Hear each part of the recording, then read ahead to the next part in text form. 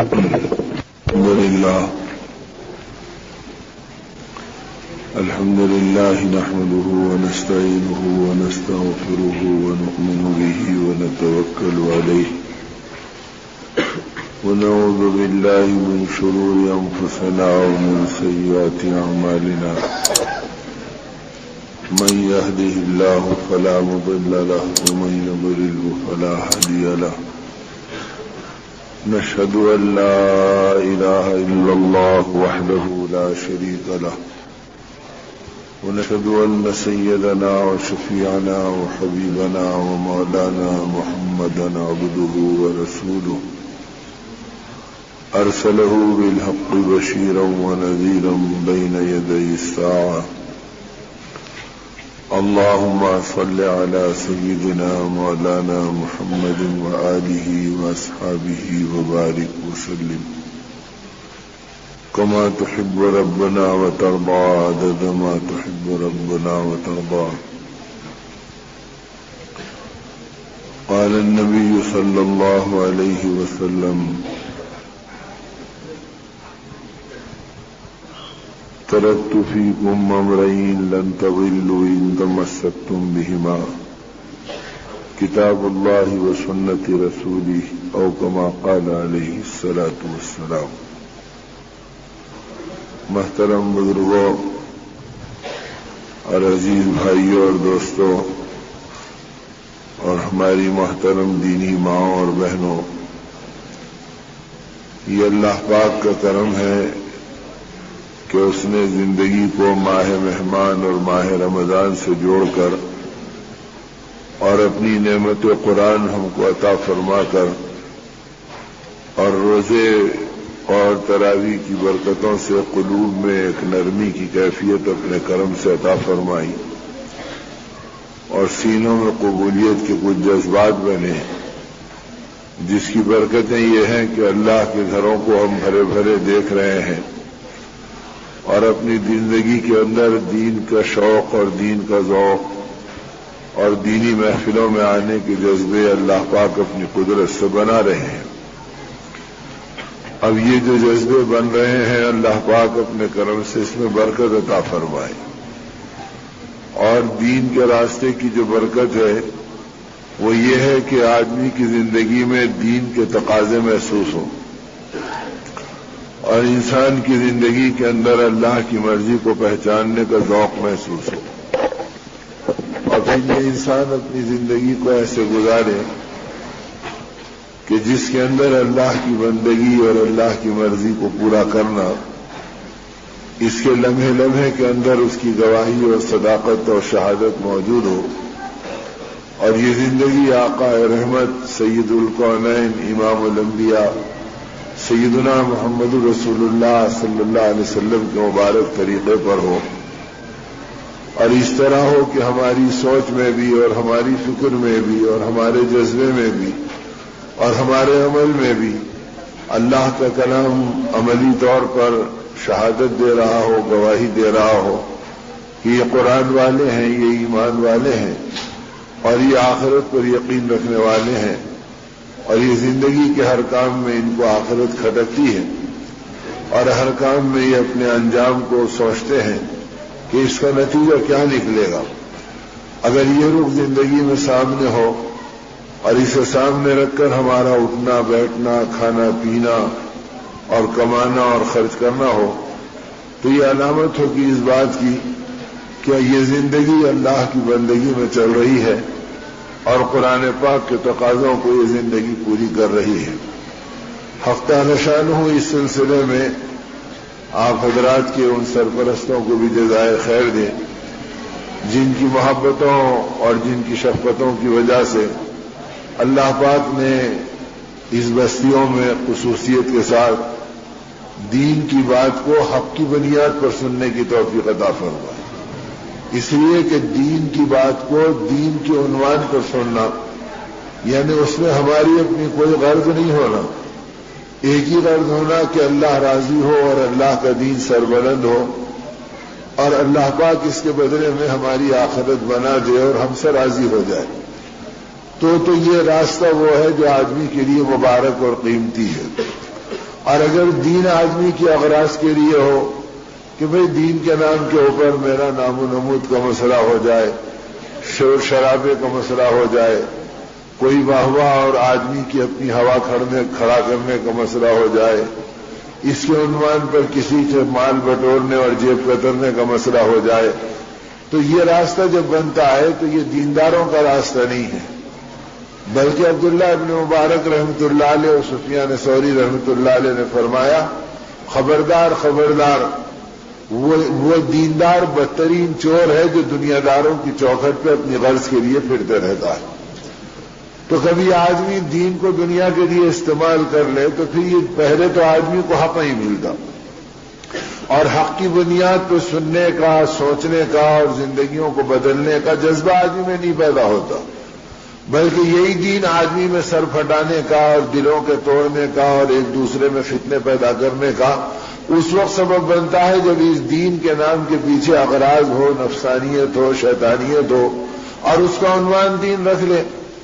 ہندوستان کی تاریخ میں ایسے دن ہمیشہ آئے اور اب بھی آ رہے ہیں اور قیامت تک بھی دنیا میں اللہ دکھائیں گے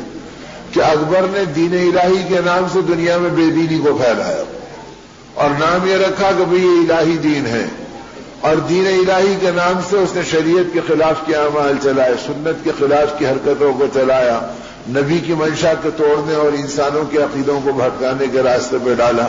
تو جب آدمی کی زندگی میں اغراض جڑ پکڑ لیتے ہیں اور اس کی اپنی ذاتی جذبے آتے ہیں تو سب سے پہلے اللہ کی مدد ہٹ جاتی ہے، اور جب اللہ کی مدد ہٹ جاتی ہے تو اس کی زندگی کی حفاظت کا سامان ختم ہو جاتا ہے، اور جب حفاظت کا سامان ختم ہو جاتا ہے تو پھر یہ اپنی ذاتی جذبوں پر آتا ہے تو اس سے حق اور ناحق میں اور باطل اور اللہ کی پاکی میں اور شرک اور توحید میں اور سنت اور بدعات میں اور صحیح اور غلط زندگی کے سوچنے کی تمیز ختم ہو جاتی، پھر آدمی جو چاہے کرتا۔ اسی لیے آقا نے فرمایا کہ دین کے نام پہ یہ امت بھٹکے گی جب اندر میں ہوس ہوگی، خواہشات ہوں گے، اندھے جذبے ہوں گے اور آدمی اپنی بنیادوں پہ چلے گا۔ تو اللہ کے حبیب نے بھی فرمایا اور اللہ رب العزت نے بھی قرآن پاک میں بتلایا، افرأیت من اتخذ الہہ ہوا، اسی قرآن پاک کو جس کو ہم نے رمضان کے مبارک مہینے میں پڑھا بھی، سنا بھی، تراویح کے اندر پڑھے بھی، اس میں یہ آیت کا ٹکڑا گزرا جس میں اللہ پاک فرماتے ہیں کہ کیا تم ان لوگوں کو نہیں دیکھتے جنہوں نے خواہشات کو اپنا معبود بنا لیا؟ ہم کو معبود نہیں بنایا اور ہمارے بندے ہونے کے راستے پہ نہیں چلے، بلکہ جو خواہش کہی اس کے اوپر چلتے رہے اور جو جی کی چاہت کہی اس کے اوپر اپنی زندگی کو گزارتے رہے۔ تو یہ راستہ میرے دوستوں آدمی کی زندگی کے بہکاوے کا ہے۔ اس لیے اللہ پاک ان منتظمین کو اور ان ذمہ کو اور ان فکر مندوں کو اپنے کرم سے جزائے خیر دے اور حق کی محنتوں میں آگے بڑھائے کہ جن کی برکتوں سے دینی ماحول بن رہا، ایمانی فکریں پیدا ہو رہی اور حق کی بنیاد پر دین کی باتوں کے بولنے، سننے، زندگی میں ہضم کرنے کی توفیق اللہ عطا فرما رہے ہیں کہ آدمی یہ دیکھے کہ بھئی کوئی بات آئے کہ یہ دین ہے تو دل یہ کہے کہ بھئی اس کی علامت قرآن میں کیا ہے اور اس کی شہادت رسول اللہ صلی اللہ علیہ وسلم کے ارشادات میں کیا ہے اور اس کی عملی تربیت صحابہ کی زندگی میں کیا ہے۔ اگر صحابہ کی زندگی میں اس کی تربیت یا وہ اس کا نمونہ موجود نہیں اور آقا نے اس راستے کو سکھایا نہیں تو اب آقا کے نام کو بیچ کر اپنے پیٹ کو پالنا اس کا راستہ ایمان نہیں، دین نہیں۔ دین وہ ہے کہ جس میں اللہ کی مرضی پہ چلا جائے چاہے اس میں جان چلی جائے، اور دین وہ ہے کہ اللہ کی رضا کو آدمی اختیار کرے چاہے اس میں اس کی زندگی قربان ہو جائے۔ اسی راستے پہ اس امت کو ڈالا کہ دیکھو تمہاری سب سے بڑی کامیابی کیا ہے کہ تمہاری زندگی میں ایمان کی دولت ہو، آخرت کی نعمت ہو۔ تو یہ سوچ و فہم اتنا امت میں ڈالا کہ سیدنا علی رضی اللہ عنہ کی خدمت میں ایک شخص آیا اور اس نے کہا کہ علی تم میری شب و روز سے واقف ہو، رات اور دن کو دیکھتے ہو، برسوں سے میری زندگی کو قریب سے گویا مطالعہ کرتے ہو، یہ بتاؤ میری زندگی میں بلند ہونے کا اور میری زندگی کی کامیاب ترین دن آپ کی نگاہوں میں کون سا ہے؟ اب اگر یہی سوال آپس میں آپ اور ہم کریں کہ بھئی ہماری زندگی کے بارے میں آپ کے نزدیک کون سا دن یا کون سی گھڑی وہ ہے مبارک کہ جس میں ہماری زندگی کامیاب ہو گئی، اور ہماری زندگی میں کون سی گھڑی ہے جو آپ کی نگاہوں میں ہے کہ وہ مبارک بنی، کامیاب ہو گئے، تو آدمی جواب میں 20 باتیں کہے گا کہ میاں کل تک کہ تم فٹ پاتھ پہ بیٹھ کے سامان بیچتے تھے، بیٹھے بیٹھے موقع سے تمہیں فلاں کمپنی کا آرڈر مل گیا اور فلاں فیکٹری کا سامان مل گیا، وہ دن اور آج کا دن تمہارے قسمت وارے نیارے ہو گئے، اور پھر تم کدھر اور تمہارے کام کدھر، ایک دم تمہاری زندگی زمین سے آسمانوں کو چھونے لگ گئی۔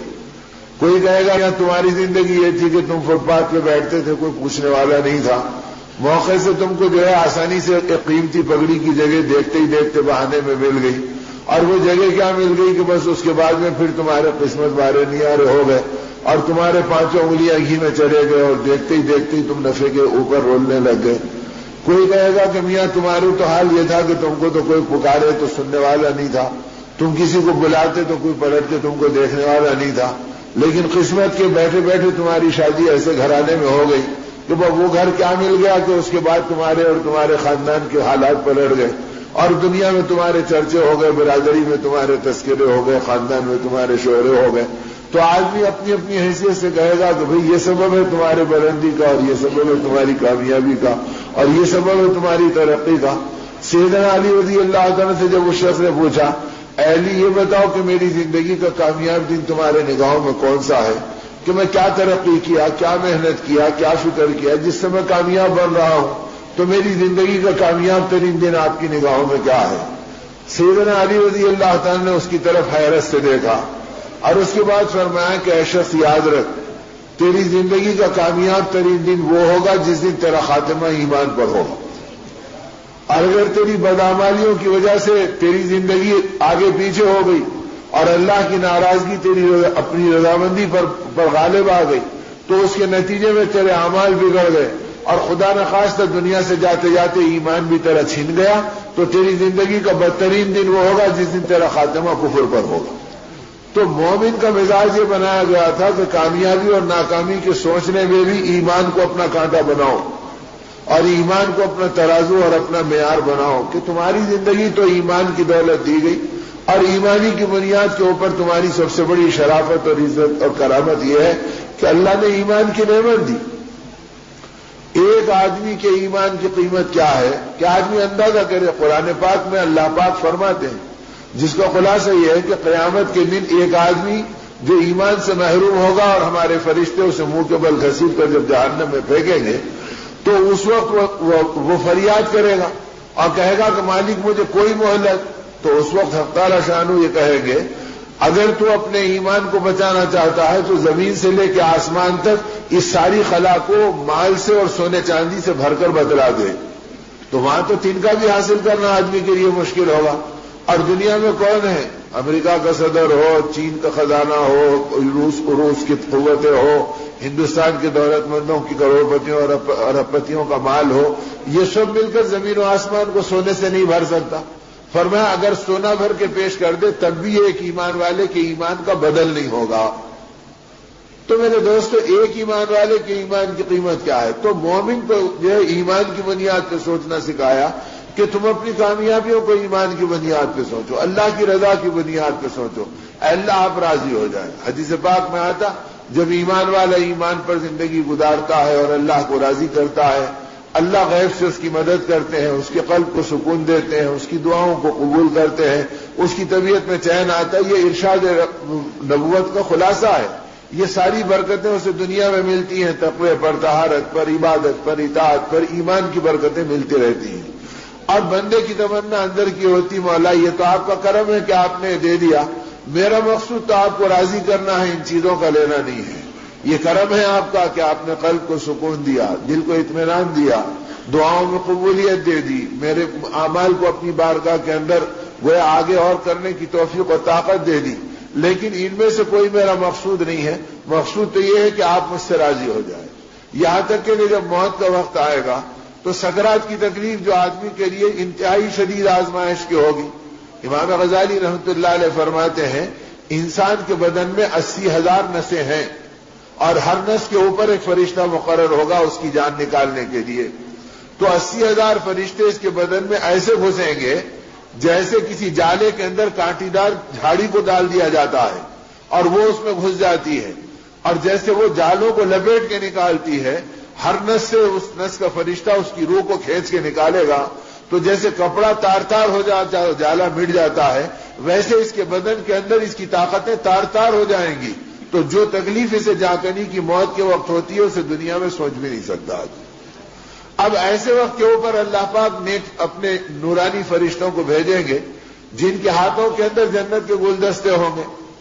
اور ایسے گلدستے ہوں گے کہ حق تعالیٰ کہیں گے کہ اے میرے فرشتوں، سب کے سب میرے بندے پہ ٹوٹ مت پڑو تاکہ وحشت نہ ہو جائے، بلکہ زمین سے آسمان تک تم اس کے احترام میں قطار لگا لو، اور 500 فرشتوں کو اجازت ہوگی کہ تم قریب جاؤ۔ تو 500 فرشتے اس نیک بندے کے اطراف میں آئیں گے جن کے ہاتھوں میں جنت کے گلدستے ہوں گے، اور ہر گلدستے کے اندر 500 رنگ ہوں گے، اور ہر گلدستے کے اندر 500 خوشبو ہوں گی، اور ہر خوشبو دوسری خوشبو سے الگ ہوگی، اور ہر رنگ دوسرے رنگ سے الگ ہوگا۔ تو کتنے ہزار رنگ ہوں گے اور کتنے ہزار خوشبوئیں ہوں گی، اور وہ کہیں گے کہ اے جنتی، اے اللہ کے نیک بندے، خدا کا تجھے سلام ہو اور جنت کی خوشخبری کا تجھے پیغام ہو۔ اب جب یہ سنے گا تو اس کی روح ایسے پھڑکے گی جیسے پنجرے کے اندر پرندہ بے چین رہتا ہے کہ دروازہ کھلے اور میں اڑ جاؤں، اس طرح روح بے چین ہوگی کہ بس اب اللہ کی طرف سے اجازت ہو اور میں ان فرشتوں کی گود میں آ جاؤں۔ اور وہ جنت کے خوشبودار رومال کو لے کر آئیں گے جو اس کی ٹھوڈی کے پاس لگائیں گے، تو اس کی خوشبو سے یہ مست ہوگا، جانکنی کی تکلیفوں سے یہ بے حس و بے خبر ہوگا، اسے پتہ بھی نہیں چلے گا کہ سکرات کی تکلیف کیا ہے، اور وہ روح پھدک کر اس کے اس رومال میں آ جائے گی جو فرشتے جنت سے لے کر آئیں گے۔ اور جیسے دنیا میں جسم کا جنازہ چلتا ہے، اب عالم برزخ میں اس کی روح کا جنازہ چلے گا۔ تو اب آگے فرشتوں کی قطار زمین سے آسمان تک دو رویہ سیدھے اور بائیں اس جنتی کی روح کا استقبال کرے گی۔ اور حدیث پاک کا خلاصہ یہ ہے کہ ہر فرشتہ چاہے گا کہ اس نیک بندے کی روح کے جنازے کو کاندھا دوں، ایک مرتبہ وہ کاندھا دے گا تو آسمان تک دوبارہ کاندھا دینے کا اسے موقع نہیں ملے گا، اتنے فرشتے اس کا استقبال کریں گے، تو لذت کتنی آئے گی بندے کو، اور عزت کتنی ملے گی بندے کو۔ اور یہ جو بندہ اپنی زندگی ایمان پر اور اللہ کی رضا کو بنیاد بنا کے گزارا، اس کے اندر کی تمنا یہ ہوگی مولا یہ آپ کا کرم ہے، انعام ہے کہ آپ نے اپنے بندے اور غلام کے ساتھ یہ عنایت کر دی اور مجھ پہ کرم کیا کہ سکرات کی تکلیفوں سے بچایا اور موت کی ذلت سے بچایا، اور عزت کے ساتھ مجھے آپ نے عالم بالا میں بلا لیا۔ مولا یہ آپ کا انعام ہے، لیکن میری تمنا پوری نہیں ہوئی۔ ارے بندے ابھی بھی تیری تمنا کیا ہے؟ میں نے آپ کی رضا کے لیے کیا، اس کے علاوہ میری اور کوئی تمنا نہیں کہ میں آپ کی رضا کے لیے کیا۔ حق تعالی شانہ اپنی قدرت سے پھر قیامت کے دن اٹھائیں گے، عرش کا سایہ دیں گے، وہاں کی پریشانیوں سے بچائیں گے، جنت کے انعامات دے دیں گے۔ یہ جنت میں پہنچ کے گیا، مولا آپ کا کرم ہے کہ بے شک میں اس کا محتاج ہوں اور میں طلب کرتا تھا، لیکن میری مدعا تو ابھی بھی پوری نہیں ہوئی، میں تو آپ کی رضا کے لیے ان اعمال کو کیا۔ یہاں تک کہ حدیث پاک میں آتا حق تعالی شانہ سارے انعامات کے بعد جنتیوں کو جمع کر کے کہیں گے، اے جنتیوں میں تم سے راضی ہو گیا اور آج کے بعد کبھی تم سے ناراض نہیں ہوگا۔ تو اللہ کے حبیب صاحب نے فرمایا اگر جنت میں موت ہوتی تو اس خوشی کی اطلاع پہ جنتی کے دل پھٹ جاتے اور مر جاتے کہ میرے مولا اور مجھ سے کہہ رہے ہیں کہ میں تم سے راضی ہو گیا اور آج کے بعد کبھی ناراض نہیں ہوگا۔ تو میرے دوستو، اللہ کی رضا کی بنیاد پر دین کی باتوں کا سننا بھی، دین کی باتوں کا کہنا بھی، دین پر چلنا بھی، دین پر عمل کرنا بھی، اور دین کی محنتوں میں لگنا بھی، اور دین کا ماحول بنانا بھی، اور دین کو دنیا میں چمکتا ہوا دیکھنا بھی، اور چمکانے والی فکروں میں اپنے آپ کو چلانا بھی، اور ہر چیز میں آقا رحمت صلی اللہ علیہ وسلم کی اطاعت کو اور ان کی سنتوں کو سامنے رکھ کر اپنی زندگی کو گزارنا، اس کی تربیت کے لیے اللہ کا کرم ہے کہ اللہ اس ماہ مہمان میں قلوب کو نرم کر دیتے ہیں، اور ماہ قرآن کی برکت سے قرآن حکمتوں سے زندگیوں کو پر کرنے کے اسباب بنا دیتے ہیں کہ آدمی اس راستے پر چل کر اپنی زندگیوں کو سیر کر لے اور اپنی زندگیوں کو صحیح راستے کے اوپر ڈال لے۔ اس لیے اس مہینے کے اندر آدمی کے مجاہدے کو بڑھایا گیا تاکہ بندے کو سمجھ میں آئے کہ دین کی دولت اور ایمان کی نعمت کی بنیاد مجاہدہ ہے اور قربانی ہے، کہ آج اس کو کھانے سے روکا، اس کو پانی سے روکا۔ اب کھانے اور پانی کی اللہ کے خزانوں میں کمی نہیں تھی، لیکن اللہ کو بتلانا مقصود تھا جب یہ قرآن کا مہینہ ہے تو اپنے مجاہدوں کو بڑھاؤ، کچھ نیند کو قربان کرو، کچھ راحتوں کو آگے پیچھے کرو، کچھ رات کے اندھیرے میں اٹھ کر کھانے کے انعام پہ بیٹھو، ہم تمہارے کھانے کو بھی عبادت میں شمار کریں گے اس لیے کہ تم ہماری مرضی سے کھا رہے ہو، اور پھر دن کے اندر تم کھانے پینے میں پیاس اور بھوک کو برداشت کرو، اپنی نفسانی جائز خواہشات کو چھوڑو. تو یہ سب کچھ کرا کے بتایا کہ جو قرآنی مہینہ ہے کہ قرآن تمہاری زندگی میں اترے اور قرآن عالم میں عام ہو اور اللہ کا پیغام تم میں آئے اور پیغام الہی کو تم انسانیت میں پھیلانے والے بنو. تو اس کے لیے اپنا مزاج مجاہدوں کا بناؤ، قربانی کا بناؤ کہ دین کے لیے محنت کرنے کا مزاج بنا لو. اگر محنت کے بغیر میرے دوستوں اگر آدمی کی، اسی لیے بڑے بڑے اہل اللہ نے فرمایا یاد رکھو نبی کتب فروش نہیں ہوتا، وہ اللہ کی کتاب کی محنت کرنے کے لیے آتا. اگر کتابوں کا تقسیم کر دینا ہوتا تو اتنے اعجازات اور اتنے معجزے رسول اللہ صلی اللہ علیہ وسلم کی حیات طیبہ میں آ گئے. ابھی چند اشعار میں ہم نے آقا کی کتنی معجزات کو دیکھ لیا. بڑے بڑے اہل حق نے فرمایا کہ ہر صحابی نبی کا ایک معجزہ تھا کہ جس کی زندگی کو ایمان کی اس بلندی پر اور شہادت کی لذتوں کی ان قربانیوں پر اور ایمان کی اس چاہت والے جذبے پر اللہ کے نبی صلی اللہ علیہ وسلم کی صحبتوں نے ڈالا. تو ہر صحابی آقا کی قربانیوں کے نتیجے میں ایک قدرت کی طرف سے نبی کے معجزات میں سے ایک معجزہ ہر صحابی تھی. اور یہ اللہ کا پاک کلام اعجاز قرآنی کا سب سے بڑا معجزہ ہے. تو جب اتنے معجزے اللہ دے دیے تو اللہ پاک کے پاس کیا یہ کمی تھی کہ بھئی آسمان سے فرشتے کتابوں کا ڈھیر لا لیتے اور ہر آدمی کے گھر کے اندر صبح ہوتی تو قرآن پاک ان کے سرانے رکھا ہوا ہوتا. اللہ اپنے کلام کو ان کے گھروں میں بھیج دیتے اور لوگ کلام پڑھتے اور متقی بنتے، کلام پڑھتے اور صالحین میں آتے، کلام پڑھتے اور دین کا فہم پا لیتے، کلام پڑھتے اور تقویٰ طہارت پا لیتے، کلام پڑھتے اور حلال و حرام کو پہچان لیتے. تو پھر اس طریقے سے دین پوری دنیا میں زندہ ہو جاتا اور نبی کا معجزہ نظر آ جاتا.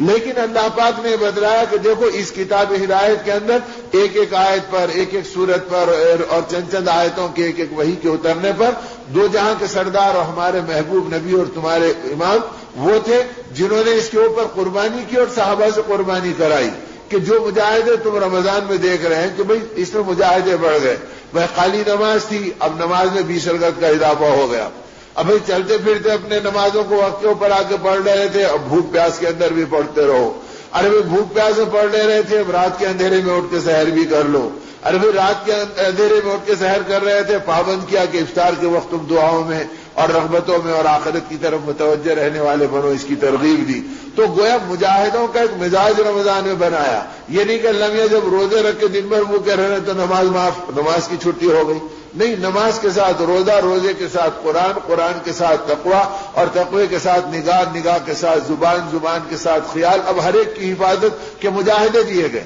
تاکہ آدمی جتنا مجاہدوں میں چلے گا تو محنت اور مجاہدے میں اس کو دین اور ہدایت ملتے رہے گی. والذین جاہدوا فینا لنہدینہم سبلنا. جو انسان اپنی ذات کے اندر اپنی حاجت بنا کر اور ضرورت بنا کر محنت کرے گا ضرور بھی ضرور اللہ اس کے اوپر ہدایت کی راہیں کھولتے ہیں. دوسرے کو نشانہ بنانے پہ ہدایت کی راہیں نہیں کھولتے. اپنی ذات کو محتاج بنا کر، اپنی ذات کو طلبگار بنا کر جب آدمی ہدایت کی محنت کرتا ہے تو پھر اللہ اسے ہدایت دیتے ہیں. اور ہدایت کی بنیاد مجاہدوں کو بنایا. تو صحابہ کو مجاہدوں کے راستے پہ خود اللہ کے نبی نے ڈالا اور اللہ نے ڈالا تاکہ یہ قرآن اب ان کی زندگی میں مجاہدوں کے ساتھ آئے. اب یہ راحتوں کے ساتھ اگر آنا ہوتا تو آقا سے بڑھ کے اللہ کو کون محبوب نہیں تھے؟ سب سے زیادہ محبوب رسول پاک صلی اللہ علیہ وسلم باعث وجود کائنات. تو آپ کے اطراف جبرائیل امین آتے جاتے تھے تو فرشتوں کا پہرا بٹھاتے تھے، نہ فاقوں کی نوبت آتی، نہ اونٹ کی اوجڑی گردن پہ ڈالی جاتی، نہ تکلیفیں آپ کو پہنچائی جاتی، نہ ایزا آپ کو دی جاتی، نہ بیٹیوں کو کے گھروں کے چولہے بجھے ہوئے آپ دیکھتے، نہ لاڈلی بیٹیوں پہ طلاق پڑتی، نہ چہیتی بیٹی شہادت کے مرتبے کو پاتی، نہ لاڈلے صحابہ قربان ہوتے. اور آپ کی سے زیادہ مؤثر زبان والا کون تھا اور مؤثر ذہن والا کون تھا اور مؤثر پاک باز اور تقوی والا کون تھا؟ بس آپ کی صحبت اور آپ کی زبان سے نکلنے والی دعوت اور خطابت پوری دنیا کے قلوب کو جھنجھوڑ دیتی اور ذہنوں کو پاک کر دیتی. لیکن یہ راستہ اللہ نے دکھلایا ہی نہیں، بلکہ یہ دکھلایا کہ آقا محنت کر رہے ہیں، آقا کے چاہنے والے محنت کر رہے ہیں. اسی لیے اہل اللہ نے اور علماء امت نے فرمایا کہ کتابیں اللہ پاک نے 4 بھیجی پوری دنیا میں. آدم صفی اللہ سے لے کے محمد رسول اللہ صلی اللہ علیہ وسلم تک 1.25 لاکھ کے کم و بیش نبی آئے اور ایک روایت کے مطابق 2 لاکھ نبی آئے. تو 1.25 لاکھ سے لے کے 2 لاکھ انبیاء بھیجے اور کتابیں 4 ہی بھیجی. یہ بتلانے کے لیے کہ کتاب کا کام کم ہے اور مجاہدے کا کام زیادہ ہے.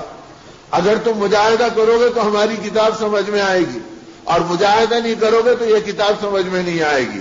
یضل بہ کثیرا ویہدی بہ کثیرا، بہت ساروں کو اس راستے سے ہدایت ملی اور بہت سارے اس کتاب کے ذریعے سے گمراہ بھی ہو گئے.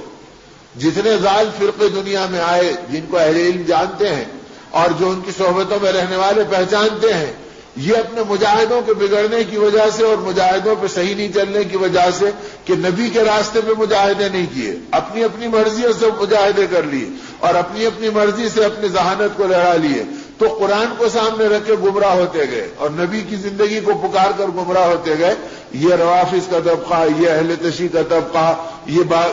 خوارج کا طبقہ، یہ معتزلہ کا طبقہ، یہ قادیانیت کا طبقہ، یہ جتنے بے دین طبقے دنیا میں وجود میں آئے، انہوں نے قرآن کا ہی سہارا پکڑا لیکن قرآنی مجاہدوں کو اختیار نہیں کیا اور نبوی راستے کو اختیار نہیں کیا. تو یہ علمی ان کی گمراہی کا سبب بن گیا اور دنیا میں ان کو حق سے محروم ہونے کا سبب بنا دیا. تو اس لیے یہ کہ آدمی میں طلب صادق ہو اور مجاہدوں پر چلے. اب یہ کیوں کہتے ہیں کہ بھئی وقت لگاؤ، اللہ کے راستے میں نکلو؟ یہ کلام اللہ کا مطالبہ ہے کہ بھئی دین کی محنت کرو اور اپنی جان و مال کو اللہ کے نام پر لگاؤ. ان اللہ اشتری من المؤمنین انفسهم واموالهم بان لهم الجنہ. قرآن یہ کہہ رہا کہ جان و مال تمہاری نہیں ہے، تم دھوکے سے نکل جاؤ. ارے بھئی میرے گھر کا کیا ہوگا، میرے کھانے کا کیا ہوگا، میرے بچوں کا کیا ہوگا؟ ارے یہ سب اللہ کے ہیں، تیرے پاس امانت کے طور پہ. بچے اللہ کی امانت ہے جو بظاہر تجھے دیے گئے. تعارف کے طور پہ تو کہہ رہا کہ ہزاروں بچوں میں یہ بچہ میرا ہے. تعارف کے طور پہ تو یہ کہہ رہا کہ ہزاروں کاروبار میں یہ میرا کاروبار ہے. تعارف کے طور پہ تو کہہ رہا کہ یہ مالوں میں یہ مال میرا ہے. حالانکہ یہ مال بھی اللہ کا ہے، یہ اولاد بھی اللہ کی ہے، تو بھی اللہ کا ہے. اور جب اللہ کا ہے تو اللہ ہی کی مان اور اللہ کے تقاضوں کو چلا. اس لیے صحابہ کرام گھر کے فاقوں کو دیکھتے تھے اور ایمان کی محنت کرتے تھے.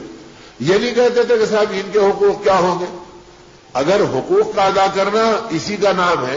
کہ بھئی دین مٹے یا دین رہے لیکن میرا پیٹ بھرے اور میرا گھر بھرا رہے، تو آدمی یہ دیکھے کہ اس حق کو تو سب سے زیادہ مدینے والوں نے توڑا ہے اور مدینے کے اندر اس کو توڑایا گیا ہے. دو جہاں کے سردار صلی اللہ علیہ وسلم نے اپنے بیٹی کے گھر کے چولہوں کو بجھا ہوا دیکھا، لاڈلے ناسوں کو تڑپتا ہوا دیکھا اور اپنے داماد کو یمن کے سفر کے اوپر دیکھا. تو کیا آقا حق تلفی کرانے کے لیے اس دنیا میں آئے تھے؟ آپ تو عالم کو قیامت تک کے لیے اللہ کا اور بندوں کا حق بتلانے کے لیے آئے تھے. تو یہ راستے بدلا کر آپ نے بتلا دیا کہ اس کا نام حق توڑنا نہیں ہے بلکہ دین کو سمجھنا ہے. تو دین کے لیے قربانیاں دینا، ایمان کو اپنی زندگی میں پانا ہے تو ایمان کے لیے مجاہدے کرنا اور اپنی زندگی کو اس ایمانی فکروں پر ڈالنا، یہ امت کے ذمہ کام دیا گیا. اور رمضان میں اس کی تربیت کرائی گئی کہ دیکھو دعائیں قبول ہوتی ہیں، ہدایت ملتی ہے، عبادتوں میں حلاوت آتی ہے، تلاوت میں لذت آتی ہے، روزوں میں برکت آتی ہے، نگاہوں میں محبت آتی ہے. کیوں؟ اس لیے کہ تم عام زمانے سے اس زمانے میں کچھ مجاہدے بڑھا دیے کہ اپنی نیند کو آگے پیچھے کر لیا، اپنے کھانے کو آگے پیچھے کر لیا، اپنی بھوک و پیاس کو برداشت کر لیا، اپنے مال کو کسی اور کے اوپر اپنی حیثیت کے مطابق خرچ کر دیا. جب اس طرح سے تم اپنی جان اور مال کو آگے پیچھے اللہ کے لیے کر رہے تو اللہ تمہاری زندگی کے اندر ہدایت کی یہ توفیق دے رہے کہ اللہ کے گھر آباد ہو رہے، ہدایت کی یہ توفیق دے رہے ہیں کہ کلام اللہ میں لذت آ رہی، ہدایت کی توفیق مل رہی کہ ایمان کی مجلسوں میں پہنچنے کا شوق پیدا ہو رہا. اب اگر آگے آدمی ان قربانیوں کو بڑھائے گا تو قربانیوں کے نتیجے کے اندر ہدایت وجود میں آئے گی. تو کتابیں 4 بھیجی اور جانی محنت کرنے کے لیے 2 لاکھ نبیوں کو بھیجا اور 1.25 لاکھ انبیاء کو بھیجا. تو اب گویا لاکھوں صحابہ کو بھیج کر اور 4 کتابوں کو بھیج کے بتا دیا کہ دیکھو اصل محنت تمہاری جان اور مجاہدے کی ہے کہ تم اس پر مجاہدے کرو اور قربانیاں دو تاکہ اس کے ذریعے سے تمہاری زندگی میں اللہ کا دین آئے. تو اب صحابہ قربانیاں دیتے چلے گئے اور ایسی قربانیاں دیے کہ بے تکان قربانیاں دی. حضرت خالد رضی اللہ تعالیٰ عنہ کے اقوال تو تاریخ کے اندر روشن ہے اور سنہری حرفوں سے لکھے گئے ہیں کہ آخری وقت پہ آپ نے فرمایا ہائے افسوس جہاد کے میدانوں نے مجھے قرآن کو بھی پورا کرنے کا موقع نہیں دیا اور دین کی محنتوں کے اندر میں قرآن پاک کو تکمیل کیے بغیر اللہ کے راستے کی محنتوں میں مشغول رہا. لیکن قیامت تک آنے والے قرآن کے مفسرین اور قرآن پاک کے حفاظ یہ سب ان کے اعمال نامے میں لکھے جائیں گے جن کی قربانیوں سے ہدایت پھیلی ہے اور جن کی قربانیوں سے ایمان کے راستے اور نبی پاک صلی اللہ علیہ وسلم کی محبتیں پھیلی ہیں. تو میرے دوستو اصل راستہ بنیاد بتلایا کہ دین کے لیے محنت کرو اور ایمان کے لیے فکریں کرو اور اللہ کے راستے کو اپنی زندگی کا کام بناؤ. اور پھر اس کو اتنا کام بنانے کے راستے پہ ڈالا کہ بڑے بڑے اکابر نے ان واقعات کو لکھا. حضرت تھانوی رحمۃ اللہ علیہ نے اس حدیث کو نقل فرمایا تاکہ اس کی سند اور اس کی اہمیت کو اور بڑھا دیا جائے. اور یہ فرمایا کہ جب بھی دعوت کا کام جس طبقے کے ذمہ دیا گیا اس کو دعوت سے زیادہ کسی اور کام کی طرف پلٹنے کا موقع نہیں دیا. بنی اسرائیل کا ایک طبقہ جو حواریین کا تھا جن کو اٹھایا گیا تھا اس بات کے لیے کہ تم اپنے نبی کے ساتھ رہو اور نبوت والے کام کو کار نبوت بنا کے کرتے رہو اور لوگوں میں دین کی محنت اور ایمان کے پھیلانے کا کام کرو. لیکن جب وہ قوم غفلت میں پڑ گئی اور وہاں پر بدعمالیاں پھیل گئیں اور غفلتیں سر سے اونچی ہو گئیں, خواہشات میں انسانیت پوری ڈوب گئی, اعلان بے باک احکام الہی کو توڑنے لگ گئے, حق تعالی شانہ نے اس آبادی پہ اپنے عذاب کا فیصلہ کیا. جب عذاب کا فیصلہ کیا تو جبرائیل امین سے اس بات کا حکم دیا گیا کہ جاؤ اور جا کر اس پوری بستی کو اپنے پر کی نوک سے اٹھا لو اور اٹھا کر اس کو الٹا پلٹ دو تاکہ ان کے اندر کی کوئی نشانی باقی نہ رہے, وہ زندہ دفن ہو جائے. حضرت جبرائیل امین علیہ السلام آئے اور آنے کے بعد میں اس پوری آبادی کے کنارے پر اپنے پر کی نوک ڈالی. وہ نوک ساتوں زمینوں کو چیرتے ہوئے نیچے چلے گئی. اس کو اٹھایا تو اتنا اٹھایا کہ فرشتے, حدیث پاک کا خلاصہ یہ ہے اس میں جانوروں کے پکارنے کی آوازیں آسمان کے فرشتے براز سن رہے تھے, اتنا آسمانوں سے قریب کیا. اور پلٹنے سے پہلے اللہ کی رب العزت کی بارگاہ میں اس بات کی گزارش کی, اے مولا آپ کا حکم ہے کہ اس پوری آبادی کو پلٹ دو, لیکن جب میں نے آبادی کے قریب جا کر دیکھا تو اس میں ایک تیرا اتنا نیکوکار اور پارسا اور پاک بندہ بھی موجود ہے جس کے اعمال نامے میں ایک گناہ بھی موجود نہیں ہے, تو کیا اسے چھوڑ کر پلٹ دوں یا اسے ملا کر پلٹ دوں؟ تو حق تعالی شانہ نے فرمایا پہلے اس کو دفن کر دو, باقی آبادی کو اس کے اوپر دفن کر دو. اس لیے کہ یہ خود عبادت کرتا رہا اور لوگوں کو بہکتا ہوا دیکھ کر اس کی پیشانی پہ شکر نہیں آئی, اور لوگوں کو ہم سے بھٹکتا ہوا دیکھ کے اس کا دل بے قرار نہیں ہوا. یہ اپنی نیکیوں میں مست رہا اور لوگوں کو جہنم میں جاتا ہوا دیکھ کر بے چین بے قرار نہیں ہوا. تو پہلے اسے عذاب دو اور باقی کو اس کے اوپر الٹ کر عذاب دو. تو سب سے زیادہ عذاب کا مستحق اس دیندار کو بنایا جو اپنے دین میں مست تھا اور انسانیت سے بے خبر اپنی زندگی کو گزارا. تو اس امت کا کام یہ بتایا گیا کہ اس امت کا تو ہر چھوٹا بڑا, آپ نے عرفات کے میدان میں اعلان کیا جن میں پڑھے لکھے بھی تھے, بے پڑھے بھی تھے, عالم بھی تھے, جاہل بھی تھے, مرد بھی تھے, عورتیں بھی تھے, تونگر بھی تھے, کمزور بھی تھے, مال والے بھی تھے اور فاقہ زدہ بھی تھے. سبھی کے مجمع میں جو آپ نے مجموعی خطاب فرمایا اس میں اس بات کو کہا کہ بلغوا انی ولو کان آیا, یاد رکھو اگر ایک آیت بھی تم جانتے ہیں تو اس کا پہنچانا تمہارے ذمہ ہے کہ تم آباد آنے والوں کو پہنچا دو. اور فلیبلغ الشاہد منکم الغائب, کہ جو لوگ موجود ہیں غائبین تک پہنچانا ان کے ذمہ ہے. تو یہ عرفات کے میدان کے اور حج کے موقع کے وہ اعلانات ہیں جو رسول اللہ صلی اللہ علیہ وسلم نے امت عامہ کو دی. کسی طبقے کو مخصوص نہیں کیا, کسی فرد کو مخصوص نہیں کیا, کسی علاقے کو مخصوص نہیں کیا, بلکہ اس دن یہ اعلان کر دیا کہ اب دوسرے تفریق کی کوئی بنیاد نہیں ہے, بس اب بنیاد ہے تو تقوی کی بنیاد ہے اور تمہارے ذمہ یہ کام ہے. اور امت جب تک دین کی محنت اور ایمان کے کام کو اپنا کام بنا کر چلتی رہی تو قرآن گواہ ہے کہ ان تنصر اللہ ینصرکم ویثبت اقدامکم, تم اللہ کے دین کی مدد کرو گے اللہ تمہاری مدد کرے گا اور تمہارے قدموں کو جما دے گا. اور صحابہ کے قدم جمے, صحابہ کے قدم اتنے جمنے لگ گئے تھے کہ ماں بین الحرمتین ایک لفظ آتا ہے صحابہ کی زندگی کے اندر, اور محدثین نے اس کو لکھا ہے کہ یوں, جس کا خلاصہ یہ کہ فرمایا کہ ایک بکری کا دودھ نکالنے کے بعد دوسری بکری کا دودھ نکالنے کے درمیان کا وقفہ, یا ایک اونٹنی کا دودھ نچوڑنے کے بعد دوسری اونٹنی کا دودھ نچوڑنے کے درمیان کا وقفہ, یا ایک اونٹنی کا دودھ نکالنے سے دوسری اونٹنی کا دودھ نکالنے تک کا جتنا وقت ہوتا ہے, صحابہ کہتے ہیں اتنے وقت میں دشمن پر اللہ ہمیں غالب کر دیتا تھا اور ہمارے قدموں میں ملک کو ڈال دیتا تھا. اور جب یہ وقفے میں اضافہ ہونے لگا اور دیر ہونے لگی تو آپس میں جو ہم کہنے لگے کہ پہلے تو اتنا وقت نہیں لگتا تھا اور اب دیر میں فتح ہمارے حصے میں آ رہی ہے, تو صحابہ کہنے لگے شاید تمہاری زندگی میں خیانت آ گئی اور دین کی محنتوں میں تم کمزور ہو گئے کہ اللہ کی مدد دیر میں آ رہی.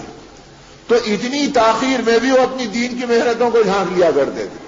تو یہ اللہ کا پاک کلام سراسر محنتوں کا ایک مطالبہ کرتا ہے اور اللہ کا پاک کلام سراسر مجاہدوں کی ایک دعوت دیتا ہے. اور اسی دعوت پر رسول اللہ صلی اللہ علیہ وسلم نے امت کے ہر چھوٹے بڑے کو اٹھایا کہ دین کی محنت اور دعوت اللہ کا کام اس میں کوئی مستثنا نہیں، سب کریں گے۔ اپنی دین کی محنتوں کو جھانک لیا کرتے تھے۔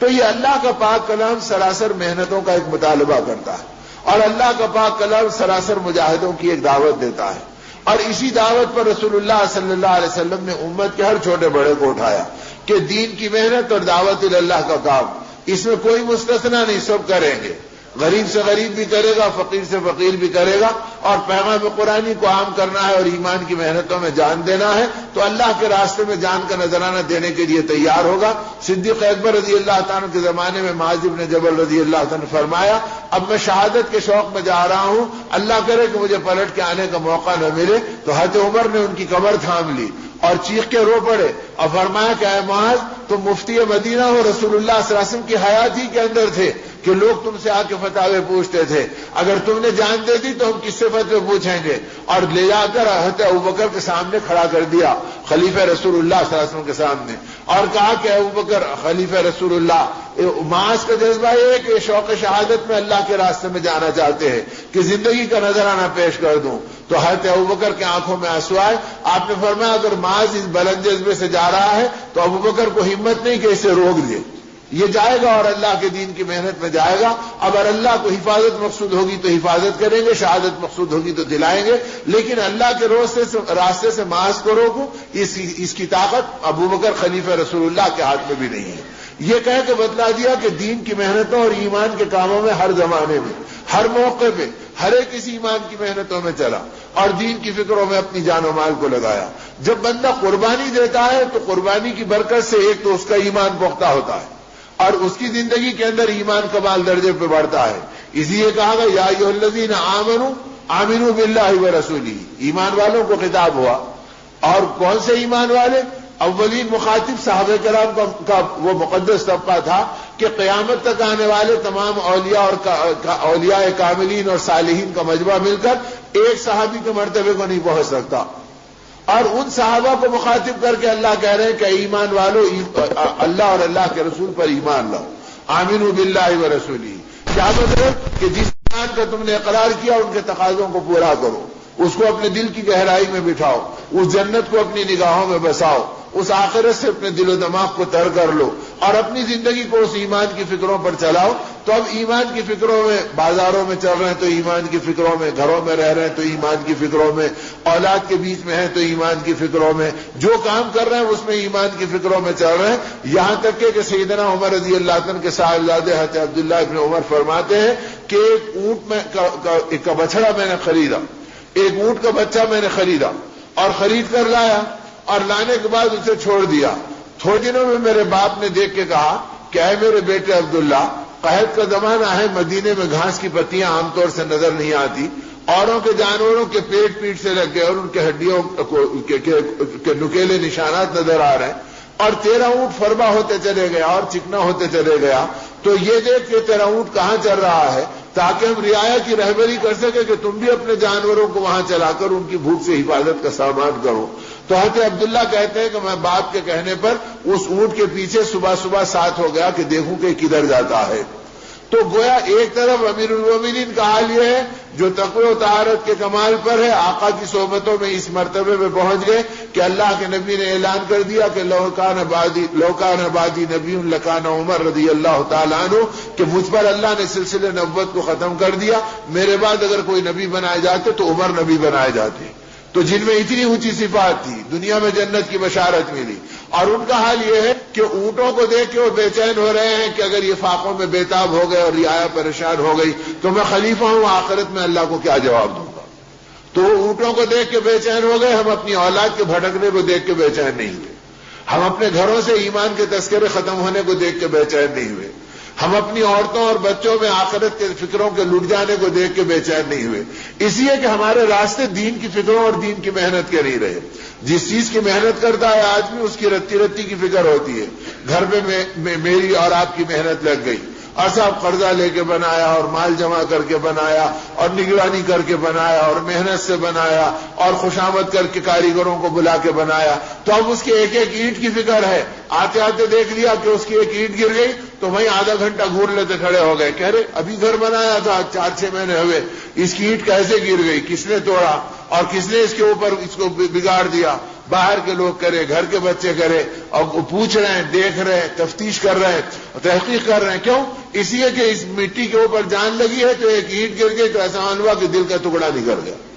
اور نبی کے اعمال گر گئے تو زندگی میں کوئی غم نہیں پیدا ہو،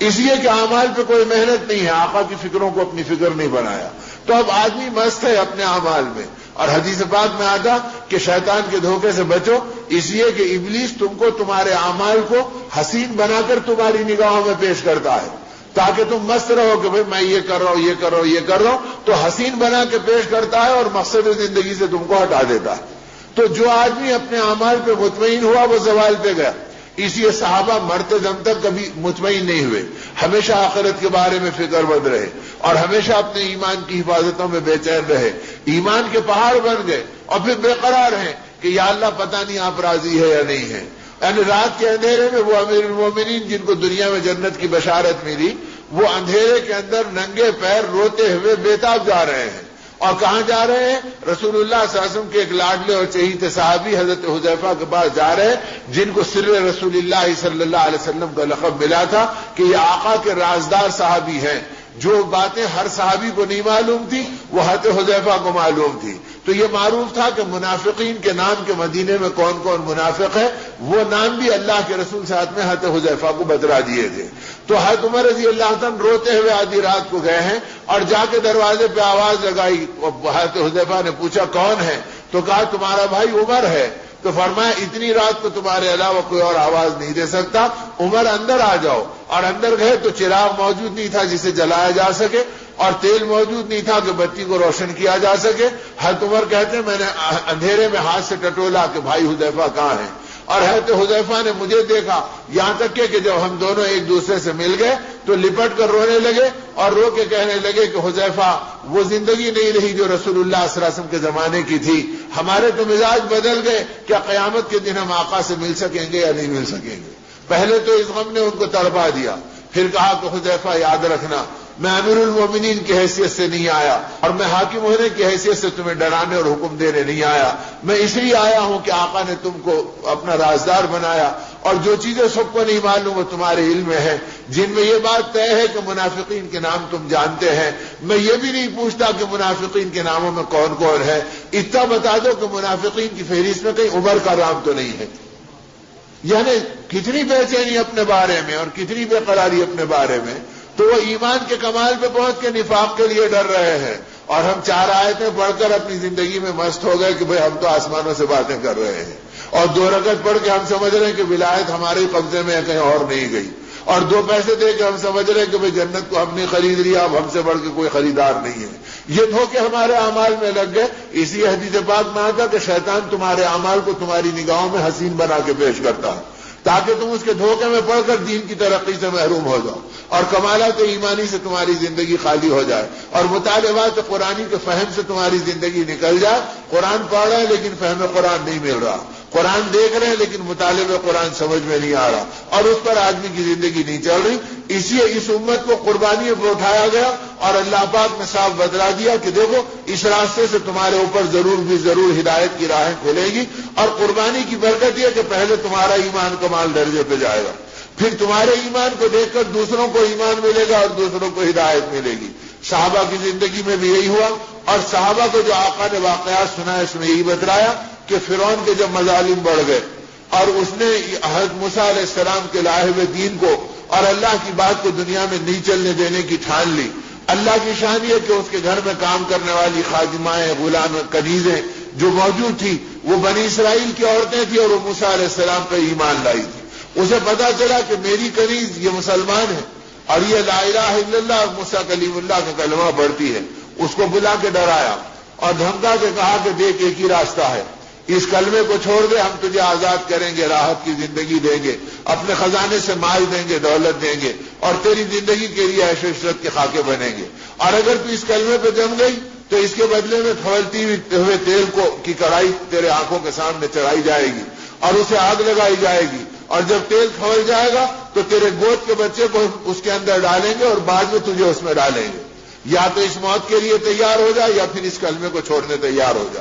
لیکن جسے ایمان کا چسکا مل جاتا ہے اور جس کی نیت اللہ کی رضا کی ہوتی ہے وہ جان دینے پہ تیار ہوتے ہیں لیکن ایمان چھوڑنے پہ تیار نہیں ہوتے. اور جب اللہ کی رضا نہیں بنتی مقصود اور ایمان کا رشتہ آدمی کو نہیں ملتا تو دو پیسے کے لیے جھوٹی قسم کھانا بھی آسان ہے, بھائی کو حق مارنا بھی آسان ہے, دوسرے کو دھوکہ دینا بھی آسان ہے, اس لیے کہ آخرت سے بے خبر اپنی زندگی گزار رہا. اس باندی نے کہا کہ تمہارے قبضے میں جو ہے تم کر لو, لیکن میں اللہ کی بندی ہوں اور موسیٰ کلیم اللہ کی امت میں ہوں, میں کسی قیمت کے اوپر اس ایمان کے کلمے کا انکار نہیں کر سکتی. اس نے تیل کی کڑائی منگائی, اسے آگ لگائی, اور جب آگ سے تیل کھولنے لگ گیا تو اس نے حکم دیا کہ اس کے گود کے بچے کو کھینچو اور اس کڑائی کے اندر ڈال دو. اور ماں کو اپنے گود کے بچے سے سب سے زیادہ محبت ہوتی ہے, جس کو وہ رات دن دودھ پلاتی ہے, اپنے آنکھوں کے سامنے دیکھتی ہے, اپنے گود میں اس کی پرورش کرتی ہے. جب اس گود کے بچے کو کھینچا گیا اور اس میں ڈالا گیا تو ظاہر ہے کھولتے ہوئے تیل میں معصوم بچے کو جب ڈالا گیا تو اس کی بوٹی اور اس کی ہڈی الگ الگ ہو گئی. اس کی آنکھوں میں ایک آنسو چمک گئے, لیکن لمحے بھر کے اندر اس نے مسکرا کر بلند آواز سے لا الہ الا اللہ اور موسیٰ کلیم اللہ کہا اور کہا اب میرا ایمان اور پختہ ہو گیا کہ میں ہر حال میں اللہ کی ذات پہ ایمان لاتی ہوں, اور میری ایک جان کیا 100 جانیں قربان ہو تو میرا ایمان ہٹ نہیں سکتا. اور کسی نے پوچھا کیا ہو گیا؟ کہا اللہ نے کرم فرمایا اور کڑائی سے لے کے جنت تک کے حجابات کو ہٹا دیے کہ میری بندی کو غم نہ ہو, اور میرے بچے کو جنت میں پہنچتا اور کھیلتا دکھلا کر مجھے جنت کا منظر دکھا دیا. اب میرا ایمان اور پختہ ہو گیا. اب میں ایک نہیں بچہ نہیں 100 بچے بھی اگر میرے ہوتے تو قربان کر دیتی, اور میری ایک جان نہیں 100 جان ہوتی تو یہ بھی قربان کر دیتی. جب یہ کہا تو فرعون اور بھڑک گیا, اور فرعون کی بیوی آسیہ نے جب یہ منظر دیکھا کہ اولاد کو کڑائی میں کھولتا ہوا اور ٹوٹتا ہوا دیکھ کر یہ ایمان کے کلمے کو پڑھی ہے تو واقعی یہ کلمے کے اندر صداقت ہے. تو حضرت آسیہ کو جو ہدایت ملی وہ کنیز کی قربانی پر اللہ نے فرعون کی بیوی کو ایمان والا بنا دیا, اور ایسا ایمان والا بنا دیا کہ اب اس نے اپنے وقت کے بادشاہ اور اپنے ظالم شوہر کے سامنے کہا تجھے جو کرنا ہے کر لے, لیکن میں بھی موسیٰ اور موسیٰ کے رب پر ایمان لاتی ہوں. فرعون نے کہا کہ یہ کیا قیامت ہو گئی, میں تو اپنے خادمہ کو ہٹا رہا تھا اور اب ملکہ میری گردن پہ چڑھ گئی اور یہ ایمان کا نعرہ لگا رہی ہے. اس کا غصہ اور اس کا ظلم اور بھڑک گیا. اس نے کہا کہ دیکھ اب تک تو ملکہ کی حیثیت سے زندگی گزاری اور تیرے ہاتھ مخمل سے زیادہ ملائم رہے اور کبھی راحت کے اندر تجھے دھکا بھی نہیں لگا, لیکن اگر اب تو اس ایمان کا انکار نہیں کرے گی اور اس کلمے کو نہیں چھوڑے گی تو اس کے بدلے تجھے سخت تکلیفوں کا سامنا کرنا پڑے گا. آسیہ نے کہہ دیا, حضرت آسیہ رضی اللہ تعالیٰ عنہا نے, کہ تجھے جو سمجھ میں آئے کر لے, لیکن اب مجھے ایمان سمجھ میں آ گیا, آخرت سمجھ میں آ گئی. اب مجھے نہ تخت چاہیے نہ تاج چاہیے, اب مجھے اللہ کی رضا چاہیے اور ایمان پر خاتمہ چاہیے. جب یہ کہا تو اس نے چکلے منگائے اور لکڑی کے چکلے لگا کر اس کے ہاتھوں کو اور اس کے مہنوں کو باندھا اور اوپر سے بڑے بڑے کیلوں کو اس کے اوپر ٹھکوایا تاکہ اس کی تکلیف ان ہتھیلیوں میں جو مخمل سے زیادہ نرم تھے, راحتوں میں پلے تھے. تو ہر تکلیف کے بدلے میں فرعون کی بیوی حضرت آسیہ کہتی تھی اے اللہ ان تکلیفوں کو بدلہ بدا دے اور اس کے بدلے تو مجھے اپنی جنت کا, اے اللہ ان تکلیفوں کو بدلہ بدا دے اور اس کے بدلے تو مجھے اپنی جنت کا گھر دلا دے. تو قرآن پاک میں حضرت آسیہ کی اس دعا کا ذکر کیا گیا کہ انہوں نے مانگا اس بات کو اے اللہ تو مجھے نجات دے فرعون اور اس کے عملے سے, اور ان قربانیوں کے بدلے میں آپ سے کوئی اور دنیا میں صلہ نہیں مانگتی, اس کے بدلے میں جنت میں آپ کا مکان مانگتی ہوں.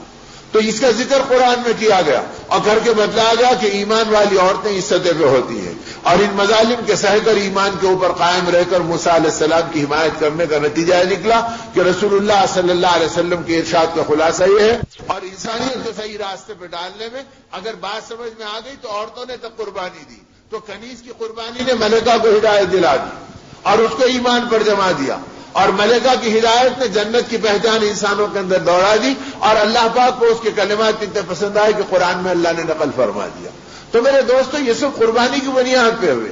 حضرت آسیہ کسی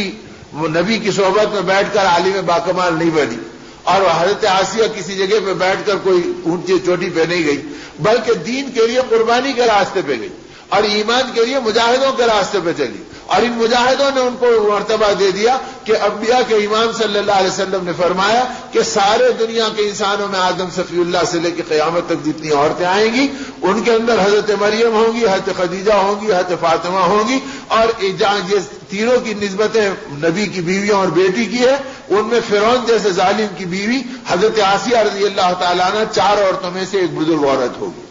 تو یہ مقام عورتوں کو ملا. کیسے ملا؟ اب اس لیے ملا کہ انہوں نے ایمان کے لیے قربانیاں دی، اور اللہ کے نبی صلی اللہ علیہ وسلم نے صحابہ کو اور صحابہ کی گھر کی عورتوں کو بھی قربانی پہ اٹھایا. اور ایمان کی برکت یہ تھی کہ قربانی یعنی ایمان کا کلمہ بتلا دیتا تھا کہ اب اپنی زندگی کیسے چلانا چاہیے. یہی رمضان کا مہینہ ہے، اور اسی مہینے میں مکہ فتح ہوا، اور جب مکہ فتح ہوا تو دو جہاں کے سردار صلی اللہ علیہ وسلم مکے میں داخل ہوئے. تو جب مکے میں داخل ہوئے تو ادھر ہندا کہتی ہیں جو ابو سفیان کی بیوی ہیں، اور ایسی جری عورت کہ دنیا میں ایسی عورت کی مثال ملنا مشکل ہے، خالی تاریخ اسلام میں نہیں تاریخ عالم میں ملنا مشکل ہے، جس نے ایک انسان کے سینے کو چروا کر کلیجے کو اپنے دانتوں سے کچا چبایا تھا، اور جس نے حضرت حمزہ رضی اللہ عنہ کے ناک و کان کٹوا کر اس کا ہار بنا کر اپنے گلے میں پہننا گوارا کیا تھا، اور یہ تمنا کی تھی کہ اگر ان کی کھوپڑی مل جائے تو اس میں شراب پی کر میں اپنی فتح کی شادمانی کا نقارہ بجاؤں گی. تو اس درجے کی جری عورت اور اتنی بے باک عورت کا تصور کرنا مشکل ہے. اب جب مکہ فتح ہوا تو ہندا کہتی ہے میں کانپنے لگ گئی اور میرا بدن لرزنے لگ گیا، اور اب میں سمجھ گئی کہ آج بوٹی بوٹی ہونے کا دن آ گیا. اور مکہ فتح ہونے سے پہلے ابو سفیان ہدایت کی طرف مائل ہو گئے اور کہا کہ دیکھو وہ آ رہے ہیں جن کی زندگی کے اندر نورانی دبدبا نظر آ رہا. تو کہا تمہارا ارادہ بدل گیا، تمہارا دل بدل گیا. کہا اب ان کی نبوت مجھے سمجھ میں آ رہی ہے. تو وہ عورت اتنی جری تھی کہ اس نے ابو سفیان کی مونچھیں بڑی بڑی تھی تو ان کو پکڑ کر کھینچا اور اپنے شوہر کو گرا کر سینے پہ بیٹھ گئی، اور مکے کے نوجوانوں کو للکار کے کہا کہ ہے کوئی مکے کا دلیر جو آ کے میرے شوہر کے سینے میں خنجر مار دے، اس سے پہلے کہ کلمہ پڑھے میں اس کو ختم ہوتا ہوا دیکھنا چاہتی ہوں. اتنی بے باک اور بے جگر عورت. اور وہ کہتی ہے کہ جب مکہ فتح ہوا اور دو جہاں کے سردار صلی اللہ علیہ وسلم داخل ہوئے، اب میرا بدن کانپنے لگا. اب جو نفسیاتی اثر آدمی پہ پڑتا ہے کہ بھئی آگ کو اگر ولی بھی چھوئے گا تو اس کو چرکا لگے گا، اور شرابی بھی پکڑے گا تو اس سے چرکا لگے گا، اور اگر کوئی چیز کانٹا لگے گا تو ہر ایک کو چبھے گا، نیک ہو یا بد ہو. اب اس ایسی جری اور دلیر عورت پر ارے مکہ تو پورا محاصرے میں آ گیا، اور رسول اللہ صلی اللہ علیہ وسلم 10,000 صحابہ کے ساتھ داخل ہو گئے. اب ہمارے گھر کا کیا ہوگا؟ اینٹ سے اینٹ بچ جائے گی، میری عزت خاک میں مل جائے گی، میرے بدن کی بوٹی بوٹی کر دی جائے گی. اب ہندا کہتی ہے میں یہ سوچ کے گھبرا رہی تھی، اور اس گھبراہٹ میں بیٹھے بیٹھے رات کا ایک حصہ گزر گیا، لیکن مکے میں سناٹا تھا، کسی گلی میں کوئی چیخو پکار نہیں تھا، اور فاتحانہ قوم کی طرح کوئی شور شرابہ اور کوئی نعرے بازی نہیں تھی. میں سوچی کیا کہ رات بھر کوئی اور مہم چلا رہے کہ بڑی قوتوں کے ساتھ ہم کو پیس دیں گے، اس لیے کسی کام میں مشغول ہے. میں نے تھوڑا سا اپنا پٹ کھولا اور جھانک کے دیکھا تو ادھر ادھر کوئی ہم کو حضور اکرم صلی اللہ علیہ وسلم کا امتی نظر نہیں آیا.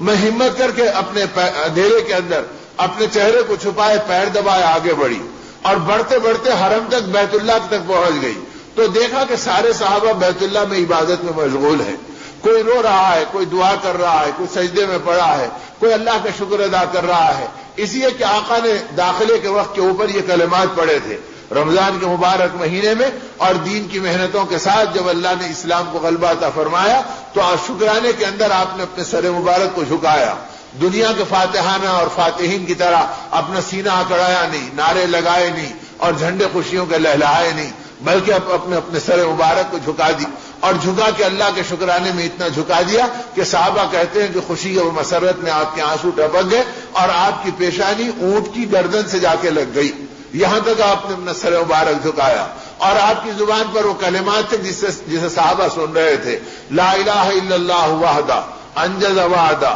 نصر عبدہ ہزم الاحزاب وحدہ. آپ کہہ رہے تھے کہ لا الہ الا اللہ وحدہ، اکیلے ایک اللہ نے کامیابی دی. اس کامیابی میں نہ ابو بکر کو دخل ہے، نہ عمر کو دخل ہے، نہ بلال کی قربانیوں کو دخل ہے، نہ خباب کے تڑپنے کو دخل ہے. وہ تو اکیلے اللہ نے ہماری مدد کی اور ہم کو کامیاب فرمایا. انجز وعدہ، اس نے وعدہ کیا تھا اور اپنے وعدے کو اس نے پورا کیا. نصر عبدہ، اس نے اپنے غلام کی مدد کرنے کی خوشخبری دی تھی، اسی نے ہماری مدد کی. ہزم الاحزاب وحدہ، تمام دشمنوں کو اس اکیلے ایک اللہ نے شکست دی ہے، ہماری قوتوں کا کوئی تعلق نہیں. اب لا الہ الا اللہ کے اس کمال کو اس دن صحابہ کی زندگی میں تازہ کیا کہ اپنی ذات پر اور اپنی قربانیوں پہ نظر مت ڈالو، اللہ کی قدرت اور اس کی کبریائی پہ نظر ڈالو کہ اس اللہ نے تمہیں فاتحانہ پہنچایا ہے. جس مکے سے تم رات کے اندھیرے میں نکلے تھے، آج دن کے اجالے میں جو جا رہے ہیں یہ اللہ کی قدرت سے جا رہے ہیں. تو صحابہ کے اندر پھر اللہ کی عظمت اور آخرت کی کبریائی اور اللہ کی رضا کا جو شوق پیدا ہوا تو ایسا ہوا کہ چلتے چلتے کسی نے اپنے کپڑے پہ چہرے کے اوپر کپڑا ڈال لیا، کسی نے اپنی گردن کو موڑ لیا، کسی نے پوچھا کیا بات ہے تو کہا کہ اس لیے کپڑا ڈال لیا کہ مجھے میرا گھر نظر آ رہا جو مجھ سے چھین لیا گیا تھا۔ میں نے سوچا کہ اب فاتحہ نہ داخل ہو رہے ہیں تو اب تو یہ حق تھا کہ اپنا گھر لے لیتے، لیکن کہا جس گھر کو میں نے اللہ کے لیے چھوڑا آج میری نگاہیں اس کو دیکھنا بھی گوارا نہیں کی، اس لیے میں نے اپنے چہرے کو پلٹا دیا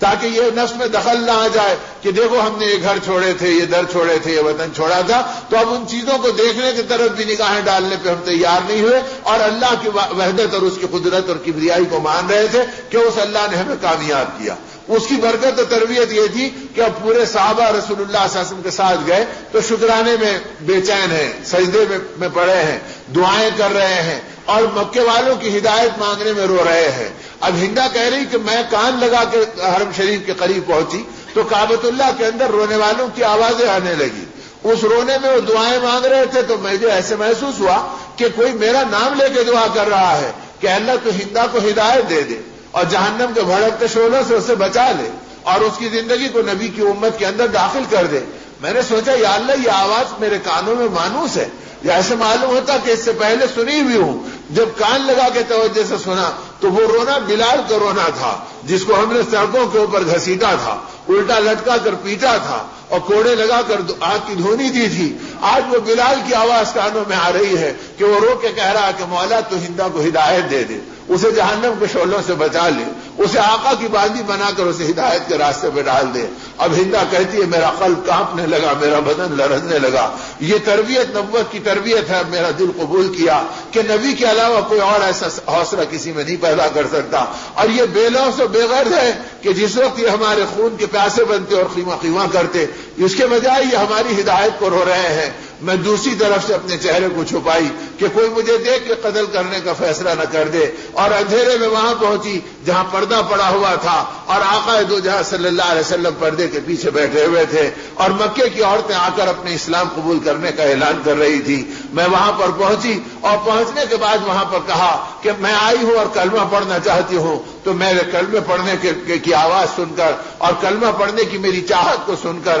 آقا میری آواز کو پہچان گئے اور فرمایا کہ ہندا آ گئی، تو میں گھبرا گئی۔ فرمایا ہندا تجھے خوشخبری ہو، اگر تو نے ایمان کا کلمہ پڑھ لیا تو اللہ تیری زندگی کے پچھلے گناہوں کو معاف کر دیں گے۔ اب ہندا کہتی ہے میں رو پڑی، کہا کہ کیا مجھ سے وہ بڑا قصور بھی معاف ہوگا جو میں نے آپ کے چچا کا خون کروایا تھا اور ان کے کلیجے کو چبایا تھا اور ان کے ناک و کان کا ہار بنا کر اپنے گلے میں پہنا تھا۔ آقا کو حضرت حمزہ کی شہادت یاد آ گئی اور اپنے چچا کی وہ دکھ بھری داستان یاد آ گئی۔ آپ رو پڑے، لیکن اس آنے والی سے کہا کہ بے شک یہ کلمہ وہ ہے جو کفر کی ساری ظلمتوں کو دھو دیتا ہے اور آگے کی راحت اور ہدایت کی نعمتوں کے دروازے کھول دیتا ہے۔ اگر تو یہ کلمہ پڑھ لے تو خدا تیری زندگی کو صحیح کر دیں گے اور پچھلے گناہوں کو معاف کر دیں گے۔ اب ہندا کہتی ہے میں نے کلمہ پڑھا اور کلمہ پڑھتے ہی دل بدلا، یعنی کلمے کو آج ہم نے ایک خیالی یا برکت کا یا نعوذ باللہ منتر کی طرح کی ایک چیز سمجھ لی کہ پڑھ لو اور بارہ خون معاف جو چاہے کر لو۔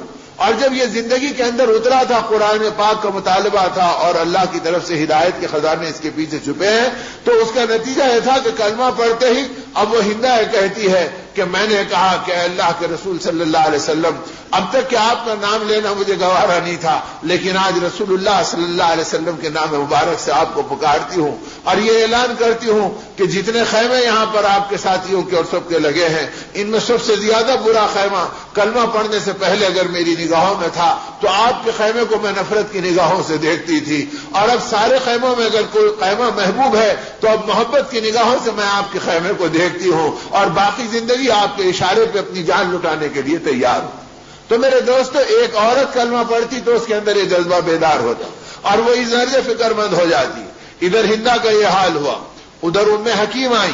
اور ام حکیم کون تھی؟ ابو جہل کی بہو تھی، ان کے بیٹے حضرت اکرمہ کی بیوی تھی جنہوں نے 21 برس تک رسول اللہ صلی اللہ علیہ وسلم کی مخالفت کی تھی اور جنگ کے میدانوں میں صحابہ کے خلاف اپنی تلواروں کو چلایا تھا، اور یہ مکے میں یہ اعلان کیا تھا کہ اے لوگوں یاد رکھو، اکرمہ ابن ابو جہل کا یہ اعلان ہے کہ اگر یہ اسلام مکے میں آئے گا تو اکرمہ مکے سے نکل جائے گا، آؤ اور بیت اللہ کا پردہ پکڑ کر اس کا عہد کرو. تو مکے کے جوانوں کو لے کر کعبے کا پردہ پکڑ کر اس کی قسم کھائی تھی کہ یہ چونکہ اسلام پھیل رہا ہے اور آثار یہ ہے کہ مکے میں آئے گا، تو ہم قسم کھاتے ہیں کہ اگر مکے میں آئے گا تو ہم مکے کو چھوڑ دیں گے، اور اگر یہ باہر ہم کو ملے گا تو ہم جنگلوں سے بھی فرار ہوں گے، یہاں تک کہ ہم پہاڑوں سے کود کر جانے دے دیں گے اور سمندر میں چھلانگے لگا کے مر جائیں گے، لیکن ایمان کے کلمے کو ہم قبول نہیں کریں گے. اب وہ حکیم آئی اللہ کے رسول صلی اللہ علیہ وسلم کی خدمت میں جو اکرمہ کی بیوی ہے، اور اس نے آ کے کہا کہ اللہ کے نبی، آپ کے اخلاق، آپ کی عالی ظرفی، آپ کی کریمانہ معافی کو دیکھ کر اب نبوت سمجھ میں آ گئی اور میں آپ کی خدمت میں باندی بننے کے لیے آئی ہوں، مجھے کلمہ پڑھا دیجئے. آپ نے فرمایا اچھا کیا اکرمہ کی بیوی آ گئی اور حکیم بنت الحارث آ گئی؟ آپ نے اس کو کلمہ پڑھا کر جنت کی خوشخبری دی اور فرمایا کہ تیرے پچھلے گناہ معاف ہو گئے. تو اس نے اب ادھر ایمان قبول کیا. تو ایمان والوں کی ذمہ داری کیا میں یہ عرض کرنا چاہتا ہوں، ایمان قبول کرتے ہی ان سے یہ فکر ہوئی کہ اگر میرا شوہر اگر جہنم میں جائے گا تو اس کا کیا بنے گا. تو فوراً کہا کہ اللہ کے رسول، اکرمہ نے تو قسم کھائی ہے کہ وہ ایمان قبول نہیں کریں گے، ان کی آخرت کا کیا بنے گا؟ اگر آپ امان دیتے ہیں تو میں اکرمہ کو ڈھونڈتی ہوں، اس لیے کہ مجھے ڈر ہے کہ اکرمہ یمن کی طرف چلے گئے اور وہ ہجرت کر کے یہاں سے چلے جانا چاہتے تھے. اگر آپ امان دیتے ہیں تو میں لانے کو تیار ہوں. آقا نے فرمایا کہ اے حکیم، اکرمہ کے لیے بھی امان ہے، اور اکرمہ جس کو کہہ دے اس کے لیے بھی اللہ کا نبی امان دے گا. تم کیوں گھبراتے ہو؟ حکیم خوشی سے اس کا چہرہ چمک گیا. اب فوراً اپنے شوہر کو جہنم سے بچانے کے لیے دوڑی. تو میں عرض کر رہا ہوں کلمہ پڑھتے ہی 20 سال کی اسلام کی دشمن اور 21 سال کی اسلام کی مخالفت کرنے والا گھرانہ اب اسلام میں لوگوں کو داخل کرنے کے لیے بے چین ہے کلمہ پڑھتے ہی. اور ہم پیدائشی طور پر مسلمان اپنی اولاد کو کلمے کے تقاضے نہیں بتائے، اپنے گھروں میں ایمان کے تذکرے نہیں کیے، اپنی عورتوں میں جنت کا شوق نہیں پیدا کیا، اپنے خاندانوں میں جہنم کا خوف نہیں پیدا کیا، اور مطمئن ہے اپنی نماز پر، اپنے روزے پر، اپنی قرآن پر، اپنی زندگی پر. ہمیں اندازہ ہی نہیں کہ قرآن کا مطالبہ کیا، رمضان کی تربیت کیا، اور تقوی کا فہم کیا، اور ایمان کی پہچان کیا، اور قرآن کے تقاضے کیا. ان سے ہماری زندگیاں بالکل بیگانہ. اور وہ زندگیاں جن کو نمونہ بنایا گیا قیامت تک، ان زندگیوں کی برکتیں یہ ہے کہ 21 سال تک جو اسلام کے دشمن اور مسلمانوں کے خون کے پیاسے تھے، اب کلمہ پڑھتے ہی فکر یہ ہوئی یا اللہ میں تو ایمان کے دار میں آ گئی، میرے شوہر کی آخرت کا کیا بنے گا. اب آقا سے امان مانگی، آقا نے امان دیا. اب اس کے بعد حکیم کہتی میں بے چین نکل کے گئی اور سمندر کے کنارے پہ پہنچی تاکہ اپنے شوہر اکرمہ کو تلاش کروں. وہاں پہنچتے پہنچتے پتا چلا کہ اب اکرمہ وہاں پر نظر نہیں آتے، اور کوئی کشتی تاکہ اس کے ذریعے سے میں سفر کروں اور آگے بڑھ کے ڈھونڈوں تو کوئی کشتی بھی نظر نہیں آتی. کسی کوئی آدمی نظر آیا تو ان سے پوچھا کہ کیا تم کو یہاں پہ اکرمہ دکھے؟ کہاں اکرمہ یہاں پر آئے تھے اور ایک کشتی آئی اور اس میں بیٹھ کے چلے گئے. اب اس عورت پہ کیا گزری ہوگی کہ شوہر ملک سے باہر ہو گیا اور میں نبی سے اس کی امان لے کر آئی ہوں اور اس کے ایمان کے لیے میں بے چین ہوں کہ اب یہ ایمان کی دولت کو قبول کر لے.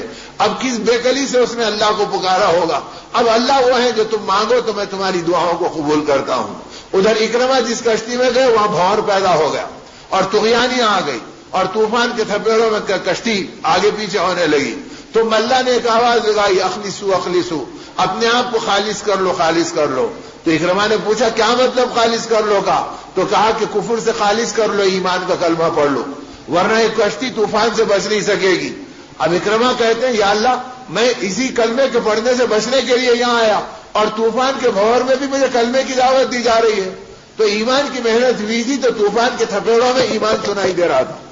اسی طرح اس دور میں جبکہ محنت کی گئی اور اللہ کے بندوں نے ایمان کی محنتیں چلائی تو آج سے 40-50 سال پہلے اس کا تصور نہیں تھا کہ کوئی آدمی کو دعوت دے تو باہر سے مسجد میں آ جائے. لیکن اللہ کے وہ اولیاء جن کو اللہ نے ایمان کی محنتیں دی وہ کہتے تھے ان باتوں کو کہ تم گھبراؤ مت، ایک زمانہ آئے گا اس ایمان کی محنت میں تم فضاؤں میں اذانیں سنو گے اور تم فضاؤں میں اللہ کا نام گونجتا اور سنو گے. آج کے دور میں دنیا دیکھ رہی ہے کہ ہوائی جہازوں میں نمازیں ہو رہی ہیں، اذانیں پڑھی جا رہی ہیں. تو اللہ کے بندوں کی خوشخبریوں کو اللہ پوری کرا رہے ہیں اور یہ بتلا رہے کہ تم محنت کرو گے تو فضاؤں میں ایمان گونجے گا، اور اگر تم محنت نہیں کرو گے تو ہواؤں میں اور فضاؤں میں اور جہازوں میں تو ایمان کی آواز کیا آتی، تمہارے گھر کے اندر ایمان کا چراغ بجھ جائے گا اور بے دینی سے دنیا متاثر ہوگی. آج بڑے بڑے واسطو کے چکر میں پڑ گئے، بدعقیدگی کے چکر میں پڑ گئے، حلال و حرام کی پہچان کو کھو کر بینکوں کے سود کے چکر میں پڑ گئے، نافرمانیوں میں پڑ گئے. کیوں؟ اس لیے کہ ایمان کی محنتوں سے زندگیاں لوٹ گئی. اور جب زندگی کے اندر یہ آیا تھا تو ایک عورت تنہا جو 21 سال تک بے دینی کی زندگی گزاری اور اسلام کے خلاف گھرانے میں پرورش پائی، اب وہ اپنے شوہر کی ہدایت کے لیے بےتاب ہے، اور اللہ اس کی دعا کو ایسے قبول کر رہے ہیں کہ حالات ایسے بنا رہے ہیں کہ سمندر میں طوفان آ رہا ہے اور طغیانی میں کشتی پھنس رہی ہے، اور اس میں اللہ کہہ رہا کہ اخلصو کہ اپنے آپ کو خالص کرو۔ اب خالص کرو تو سب لوگ کلمہ پڑھنے لگے، اور جب سب لوگ کلمہ پڑھنے لگے تو اکرمہ کہتے ہیں میں نے چپکے سے ہونٹ ہلائے، لیکن جب طوفان تھم گیا اور اس کے اندر تھوڑی سی آگے پیچھے ہونے والی کشتی کے لیے تھپیڑے باقی رہ گئے، تو ملا نے کہا ایسے معلوم ہوتا ہے کہ کسی نے اس میں کلمہ نہیں پڑھا، لہذا اس کشتی کو ہم واپس لے جاتے ہیں اور پہلے ان سے پاک کرتے ہیں کہ وہ لوگ اتر جاؤ، پھر یہ کشتی آگے کا سفر کرے گی۔ اب کشتی واپس لوٹ کر آئی، جب واپس آئی مکے کے ساحل پر تو وہاں پر دور سے اکرمہ کو پہچان کر ام حکیم نے ان کی بیوی نے اپنا کپڑا ہلانا شروع کیا۔ اب کپڑے کو دیکھ کے ام حکیم کے اکرمہ سمجھ گئے کہ میری بیوی آئی، اور ساحل پہ اتر کے فرمایا کہ یہاں کیسے پہنچ گئی؟ کہا کہ میں خوشخبری کا پیغام لے کر آئی ہوں۔ کیا خوشخبری کا پیغام لے کے آئی ہے؟ کہا آقا نے تم کو امن دے دیا، اور یہ کہہ دیا، کہا مجھے امن دیا؟ میں 21 برس تک آقا کی مخالفت کیا اور نبی کو نبی نہیں سمجھا، اور اپنے باپ ابو جہل کے ساتھ اپنی تیر و تلوار کو ان کے مقابل میں چلایا، مجھے امان مل گئی۔ فرمایا صرف تمہیں امان نہیں مل گئی، بلکہ آقا نے کہا کہ جن کو تم امان دے دو گے اللہ کا نبی ان کو بھی امان دے دے گا۔ اب یہ سنتے ہی اکرمہ کی حالت بدل گئی، کہا وہ اتنے حوصلے والے ہیں، اتنے کریم النفس ہیں، کہا کہ تم میرے ساتھ چلو، میں تمہاری بیوی ہوں، میں تمہاری زندگی کو ہلاکت میں نہیں ڈال سکتی، میں تو تمہیں دنیا اور آخرت کی حفاظت میں لانے اور آقا کی غلامی میں داخل کر کے جنت کی نعمت دلانے کے لیے آئی ہوں۔ اور جب یہ کہا تو اکرمہ کا دل تڑپ گیا اور اپنی بیوی کی تشکیل پہ مائل ہو گیا۔ اب یہ کہنے لگے کہ چلو میں تمہارے ساتھ چلتا ہوں، تم آگے چلو میں پیچھے چلوں گا۔ ایک گھبراہٹ تھی، ایک ہیبت تھی، اور کہا کچھ چہرے کو چھپا کے چلتا ہوں تاکہ نبی کے چاہنے والے کہیں راستے میں میری گردن نہ اڑا دیں۔ ادھر آقا کو پتا چل گیا کہ ام حکیم نے اپنے شوہر کو منا لیا ہے، اور اکرمہ ابو جہل کے بیٹے اب آ رہے ہیں، تو آپ نے صحابہ سے کہا کہ اے لوگوں خوشخبری سن لو کہ اکرمہ مسلمان ہونے کے لیے آ رہے ہیں اور ایمان کی دولت پانے کے لیے آ رہے ہیں، لہذا جب اکرمہ آئے تو میں تم سے کہتا ہوں کہ کوئی ان کو ٹیڑھی نگاہوں سے دیکھنا نہیں تاکہ ان کو کوئی شرمندگی نہ ہو، اور ان کے سامنے ان کے باپ ابو جہل کا تذکرہ نہیں کرنا، مردوں کا تذکرہ کر کے زندوں کو تکلیف مت پہنچایا کرو۔ آقا یہ کہہ رہے ہیں جو رات دن آپ کے دشمن تھے اور آپ کے گھرانے کے دشمن تھے، تو میرے دوستو ہم اس آقا کا نام لیوا ہے جس نے ابو جہل کو برا کہنے سے روک دیا، اور ہم ہیں کہ وہ خاندانوں کو برا کہہ رہے ہیں، نسلوں کو برا کہہ رہے ہیں، پڑوسیوں کو برا کہہ رہے ہیں، اور کبھی نہیں سوچتے کہ ہم کس راستے پہ اپنی زندگی کو چلا رہے ہیں۔ آپ نے فرمایا کہ اکرمہ کا اکرام کرو، یہ قبیلے کے سردار ہیں، اگر ان کو دین سمجھ میں آ گیا تو خدا ان کے ذریعے ان کی آبادیوں کو دین دے دیں گے اور ان کے قبیلوں کو ایمان میں داخل کر دیں گے۔ اب اکرمہ جب قریب چلے آئے تو صحابہ کہتے ہیں کہ آقا اپنی جگہ سے کھڑے رہ کے ان کا اکرام فرمایا، اور دو جہاں کے سردار صلی اللہ علیہ وسلم کھڑے ہو گئے اور کھڑے ہو کے فرمایا کہ اکرمہ تمہیں مبارک ہو کہ تم ایمان کی دولت کے لیے آئے ہو اور اسلام قبول کرنے کے لیے آئے ہو۔ اب اکرمہ کا بدن کانپ رہا ہے کہ میں کیا کر رہا ہوں، اور جب اکرمہ گھبرانے لگے تو فرمایا اکرمہ قریب آ جاؤ، اور جب اکرمہ نے کہا کہ بے شک میں مسلمان ہونے کے لیے آیا ہوں، مجھے کوئی خوشخبری دے دیجیے تاکہ میرا دل قبول کر لے، تو فرمایا کہ ایمان کا کلمہ پڑھو، یہ تمہاری خوشخبری کی صداقت ہے۔ انہوں نے اشہد ان لا الہ الا اللہ واشہد ان محمدا عبدہ ورسولہ کا کلمہ پڑھا، اور کہا کہ اشہد انک محمدا عبدک ورسولہ، کہ میں گواہی دیتا ہوں کہ آپ اللہ کے بندے اور اللہ کے رسول ہیں۔ پھر فرمایا کہ میرے لیے کوئی خوشخبری کا پیغام دیجیے۔ فرمایا اکرمہ صحابہ کو، میرے ساتھیوں کو گواہ بنا کے تم اعلان کرو میں مسلمان بنتا ہوں اور میں اسلام کی خاطر ہجرت کرتا ہوں اور ہجرت کی خاطر آنے والی مشقتوں کو میں گوارا کرتا ہوں۔ تو حضرت اکرمہ نے اس کا اقرار کیا، تو اسلام پر، ہجرت پر اور ایمان کی نعمت پر، ان تین چیزوں پر آپ نے بیعت کی۔ گویا کلمے کے پہلے دن بتلایا کہ اسلام کی ثابت قدمی کے لیے ہر چیز کو چھوڑنا اور مجاہدوں کے راستے کو اختیار کرنا، اس کو قبول کر لو، اور اس کے بعد کہا اکرمہ تم میرے قریب آ جاؤ۔ اب اکرمہ گھبرا رہے ہیں، جس آقا سے آج تک میں دور رہا وہ آقا مجھے قریب کر رہے ہیں، یہاں تک کہ جب قریب پہنچے تو آپ نے ردائے مبارک کو پھیلا دیا اور فرمایا اکرمہ میری چادر پہ بیٹھ جاؤ۔ اکرمہ کی چیخیں نکل گئی کہ جس کے خون کا میں پیاسا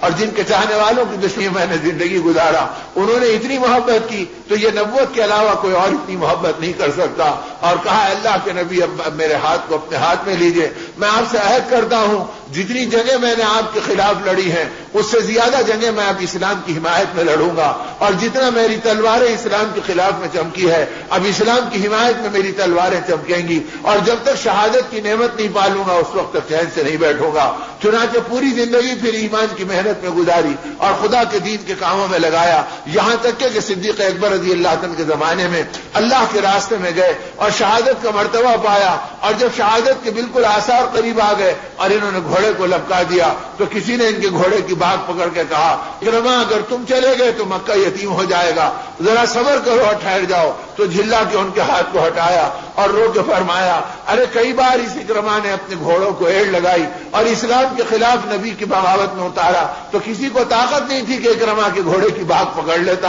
اور آج نبی کی حمایت میں اور ایمان کے جوش میں لگا رہا ہوں تو تم مجھے روکنے کے لیے آئے، خدا کی قسم مجھے جنت کی خوشبو شہادت کے منظر میں نظر آ رہی ہے۔ یہ کہہ کے ان کو ہٹایا اور لپک کے دشمنوں کی صف میں چلے گئے اور ان کی طرفوں کو تہز نہز کیا اور ادھر سے آنے والی تیر و تلوار کی بارش میں اپنی جان دے دی اور اپنے اس کفارے کو ادا کیا کہ میں اپنی زندگی میں عہد کیا تھا آقا کے سامنے کہ بچی زندگی دین پہ گزرے گی اور دین کے نام پہ میں اپنی زندگی کا نذرانہ پیش کروں گا۔ تو میرے دوستو اکرما کا یہ حوصلہ بنانا ایک عورت کے حساب میں،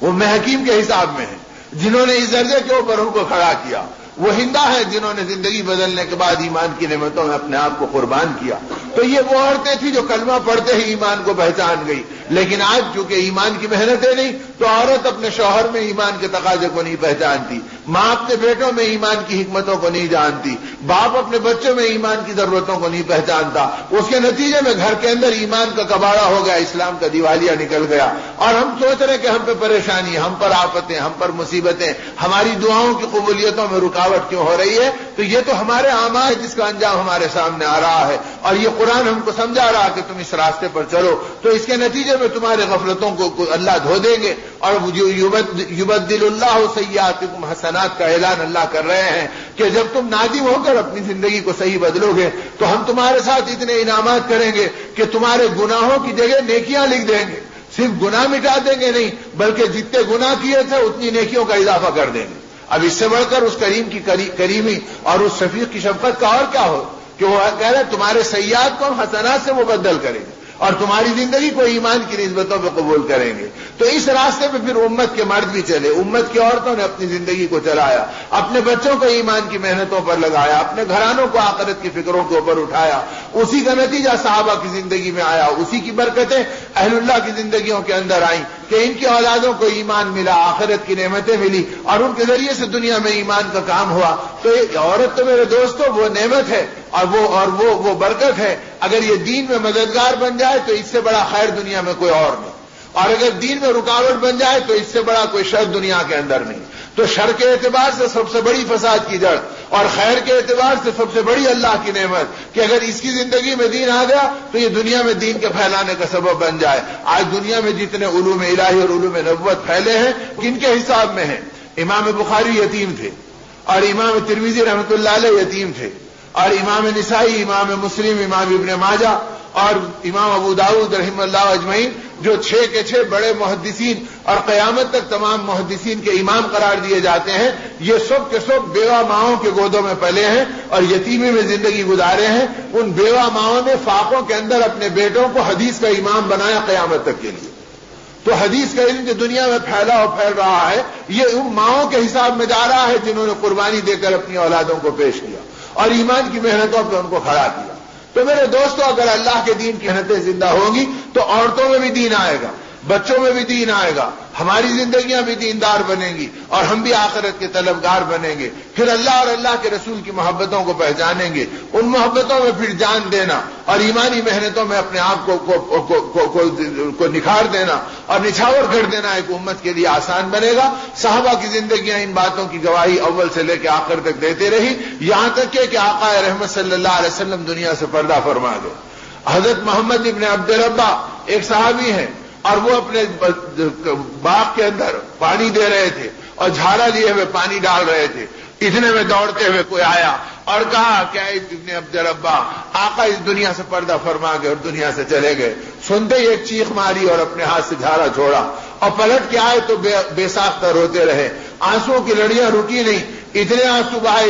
بہائے کہ دونوں آنکھوں کی بینائی ختم ہو گئی اور جب اندھے ہو گئے تو اسی حالت میں زندگی گزار دی. کسی وقت کسی نے کہا اے ابن عبد ربا علاج کرا لو، مدینے میں معالج موجود ہیں، آنکھوں میں بینائی آ جائے گی. تو ایک چیخ نکلی اور رو کے فرمایا ارے آنکھیں تو اس لیے تھی کہ آقا کا دیدار کرتے، جب آقا دنیا سے پردہ فرما گئے تو اس ذات کی قسم مجھے آنکھوں کی ضرورت بھی باقی نہیں رہی. تو گویا پل پل کے اندر آقا کی محبت اتری تھی، اور ان محبتوں کے ساتھ وہ اطاعت اور وہ قربانی تھی، اور اس کے لیے پھر وہ ہدایت کی محنت اور پیغام ہدایت کو لے کے پھرنا تھا. ان مجاہدوں کے ساتھ دنیا میں چلنا تھا اور آخرت کی محنتوں کو لے کے دنیا میں گھومنا تھا. تو میرے دوستو، ان فکروں پر امت کا اس مبارک طبقہ اٹھا جن کے سامنے قرآن نازل ہوا اور جن کے سامنے قرآن پڑھا گیا. ان سے زیادہ قرآن پاک کا سمجھنے والا قیامت تک کوئی پیدا نہیں ہوگا. اگر یہ بے کلی اور بے چینیوں کے ساتھ یہ چلتے رہے تو یہ قرآن کا مہینہ اور یہ رمضان کا مہمان ہمیں یہی سبق دے رہا کہ تم دین کی محنتوں کو اپنا کام بنا لو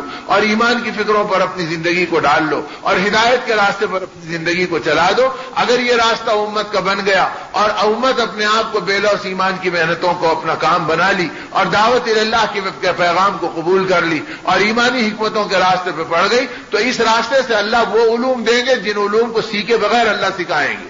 حدیث پاک میں آتا اگر تم دنیا کی بے رغبتی پیدا کر لو اور خالق کی رغبت کے اوپر اپنی زندگیوں کو چلانے والے بن جاؤ تو اللہ پاک تمہیں بے محنت کے روزی دیں گے اور بغیر سیکھے اپنے علوم کی حکمت کے چشمے تمہارے سینوں پہ جاری کریں گے.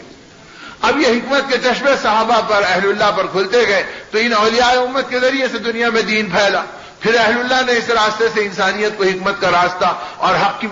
کے راستے کی حکمتیں بتلائیں اور پھر اسی راستے سے دنیا کا کفر مٹا. پھر یہ برکتیں ان کے گھروں میں منتقل ہوئی تو ان کی اولادوں میں برکتیں آئیں، ان کے بچوں میں برکتیں آئیں کہ معصوم بچوں کے ساتھ فکر پیدا ہو گئی.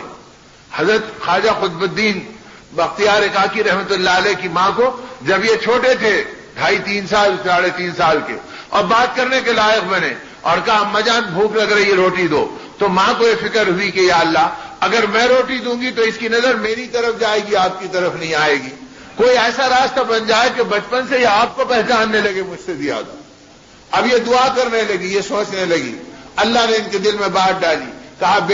بیٹا روٹی ہم نہیں دیتے اللہ دیتے ہیں. تو اماں جان میں کیا کروں؟ کہا اللہ کے سامنے سجدہ کرو، ہم جیسے نماز پڑھتے نماز پڑھو اور پھر اللہ سے مانگو. اب وہ معصوم بچے نماز کی نقل اتارتے اور چھوٹے چھوٹے ہاتھ اٹھا کے دعا کرتے، اے اللہ میں بھوکا ہوں مجھے روٹی دے دے. اور ماں روٹی طاقتے میں رکھ دیتی اور کہتی کہ بیٹا دیکھو اللہ نے کہیں دے دیا ہوگا. وہ ادھر ادھر نظر ڈالتے اور کہتے اماں جان روٹی مل گئی، اللہ نے روٹی دے دی. اب ان کے دماغ میں اللہ نے روٹی دے دی تو جب بیٹے کے کھانے کا وقت آتا تو طاقتے میں روٹی تیار رکھتی اور ان کی نگاہ بچا کے کہتی کہ تم اللہ سے مانگو اور نماز پڑھو اور اللہ سے مانگو. اب وہ نماز پڑھتے مانگتے اور اٹھ کر معصوم بچہ عادت بن گئی کہ طاقتے میں دیکھتا تو اس میں روٹی نظر آتی، لیتے کھا لیتے. کچھ دن ایسے گزر گئے، خاندان میں کوئی پریشانی اور حادثہ ہو گیا. لوگوں نے آ کے کہا کہ آپ کی ضرورت ہے مشورے کے لیے چلنا ضروری ہے. فرمایا میرا بیٹا مکتب کو جانے لگ گیا ہے اور مدرسے کے اندر جا کر وہ الف با تا پڑھنے لگ گیا ہے. ایسا نہ ہو کہ بچہ آنے سے پہلے اگر میں وہاں رہ گئی تو ابھی اس کی روٹی بھی نہیں پکائی اور اتنے دنوں کی محنت میری بیکار ہو جائے، تربیت میری خراب ہو جائے. فرمایا نہیں تھوڑی دیر میں آ جائیں گے، جیسے ہم کہتے ہیں بولتا تھوڑی دیر کا کام ہے. ارے بیٹا تھوڑی دیر کا کیا ہے؟ ارے نہیں کار لا رہے. کار آ گئی تو براق تھوڑی ہے. ارے راستہ تو طے کرنا پڑے گا، بیٹھنے تو آدمی کو پڑے گا، راستے کے ٹریفک کے مسائل کو تو جھیلنا پڑے گا. 10 منٹ کے لیے ملنا ہے تو 2 گھنٹے کا سفر بھی ہے تو 2 منٹ کی در، لیکن محاورے بن گئے تو یہ ہر زمانے میں بنتے رہے. تو میں اس کر رہا ہوں کہ انہوں نے کہا کہ بھئی چلو، اصرار کیا تو فرماتی کہ میں چلے گئی.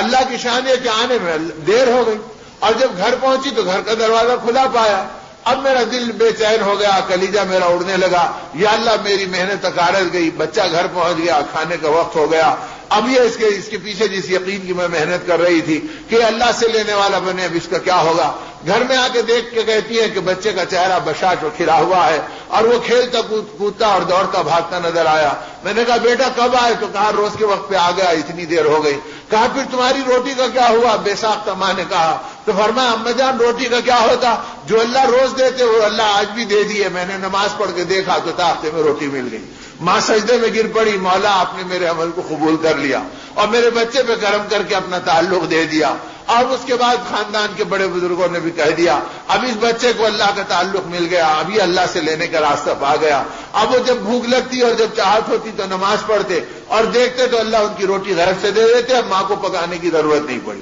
اور بڑے ہونے کے بعد یہ خواجہ قطب الدین بختیار کاکی کے نام سے مشہور ہوئے، اور کاکی کہتے ہیں کلچے والے کو، نان والے کو، روٹی والے کو، فارسی میں کاکی روٹی کو کہتے ہیں۔ تو حضرت کی بڑی کرامت یہ تھی کہ ہزاروں آپ کے لنگر پہ کھاتے تھے، اور پڑوس میں آپ کے ایک رومال پڑے رہتا تھا، اور خادم کو حکم تھا کہ رومال کو ہٹاؤ مت، اللہ کا نام لے کے نیچے ہاتھ ڈالو، اور اللہ تمہیں روٹی دے تو دستر پہ پھیلاتے چلے جاؤ۔ تو ہزاروں کو روٹی پھیلاتے چلے جاتے، اور وہاں کی روٹیوں میں کمی نہیں آتی۔ تو اسی کرامت سے دنیا میں معروف ہو کے گئے کہ یہ روٹی والے تھے، کہ اللہ کے بندوں کو اللہ کے نام پہ روٹی کھلاتے تھے۔ تو کبھی امت کی ماؤں کو پیدائش سے فکر ہو جاتی تھی کہ میرے بچے کو ایمان ملے، اللہ کا تعلق ملے، اللہ کی محبت ملے۔ اب تو میرے دوستو ہم تو روٹی کی محبت ملے، بسکٹ کی محبت ملے، پھگے کی محبت ملے، کھلونوں کی محبت ملے، اسی میں ڈال دیے۔ اور ہیبت ملے تو فقیروں کی ہیبت ملے، پولیس کی ہیبت ملے، بوڑھے کی ہیبت ملے، اسی میں ڈال کے چھوڑ دیے۔ اب وہ بلی کتے سے ڈر رہے ہیں، آخرت سے نہیں ڈر رہے ہیں،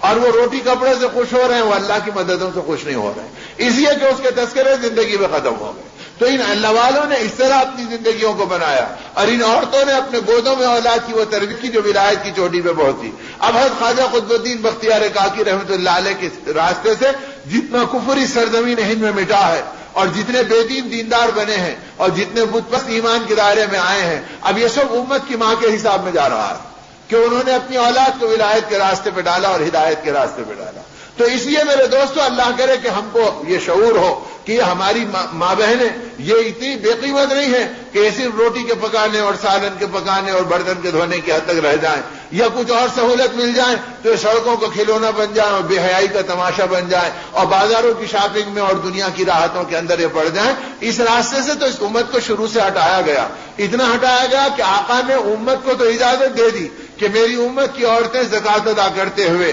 اپنی زینت کے لیے، دوسروں کی نمائش کے لیے نہیں، اس میں بھی اب ہماری قیامت ہو گئی۔ گھر میں رہیں گے تو ماما کون ہے، بیوی کون ہے پہچاننا مشکل ہو جائے گا۔ اور صاحب شادی آ گئی، تقریب آ گئی، عقیقہ آ گیا، اور دوسروں سے ملنے جا رہے ہیں، اب بن ٹھن جائیں گے، اب کپڑے بدل جائیں گے، اب زیور لٹک جائیں گے، اب قلمدان کھل جائیں گے، کیا ہو رہا ہے؟ تو سب اب کھائے کے لیے پہن رہے ہیں، تو سب باہر جا رہے ہیں تو بغیر زیور کے، تو گویا مخلوق کو دکھانے کے لیے پہن رہے ہیں، نام و نمود کے لیے پہن رہے ہیں۔ حالانکہ نام و نمود کے لیے پہننا کبھی بھی اللہ نے پسند نہیں کیا، نہ مردوں کا نہ عورتوں کا۔ جب عبادت پسند نہیں کی تو باقی چیزوں کو کیا پسند کریں گے اللہ؟ کہ دکھاوے کے لیے کوئی چیز اللہ کو پسند نہیں ہے، ہر چیز اطاعت کے لیے اور ہدایت کے لیے۔ تو کہا کہ اپنی وہ زینت جو اپنے مردوں کو خوش کر دے، اپنی وہ زینت جو اپنے گھر والوں کو راحت پہنچا دے، اس کے لیے تم کو اجازت ہے جائز بنیادوں پہ زکات ادا کرتے ہوئے تم اپنی استطاعت کے مطابق اگر زیور استعمال کر سکتے تو کر لو۔ لیکن آقا نے ان محبتوں سے اپنے گھرانے کا دامن بھی بچایا، اور لاڈلی بیٹی جنت کی عورتوں کی سردارن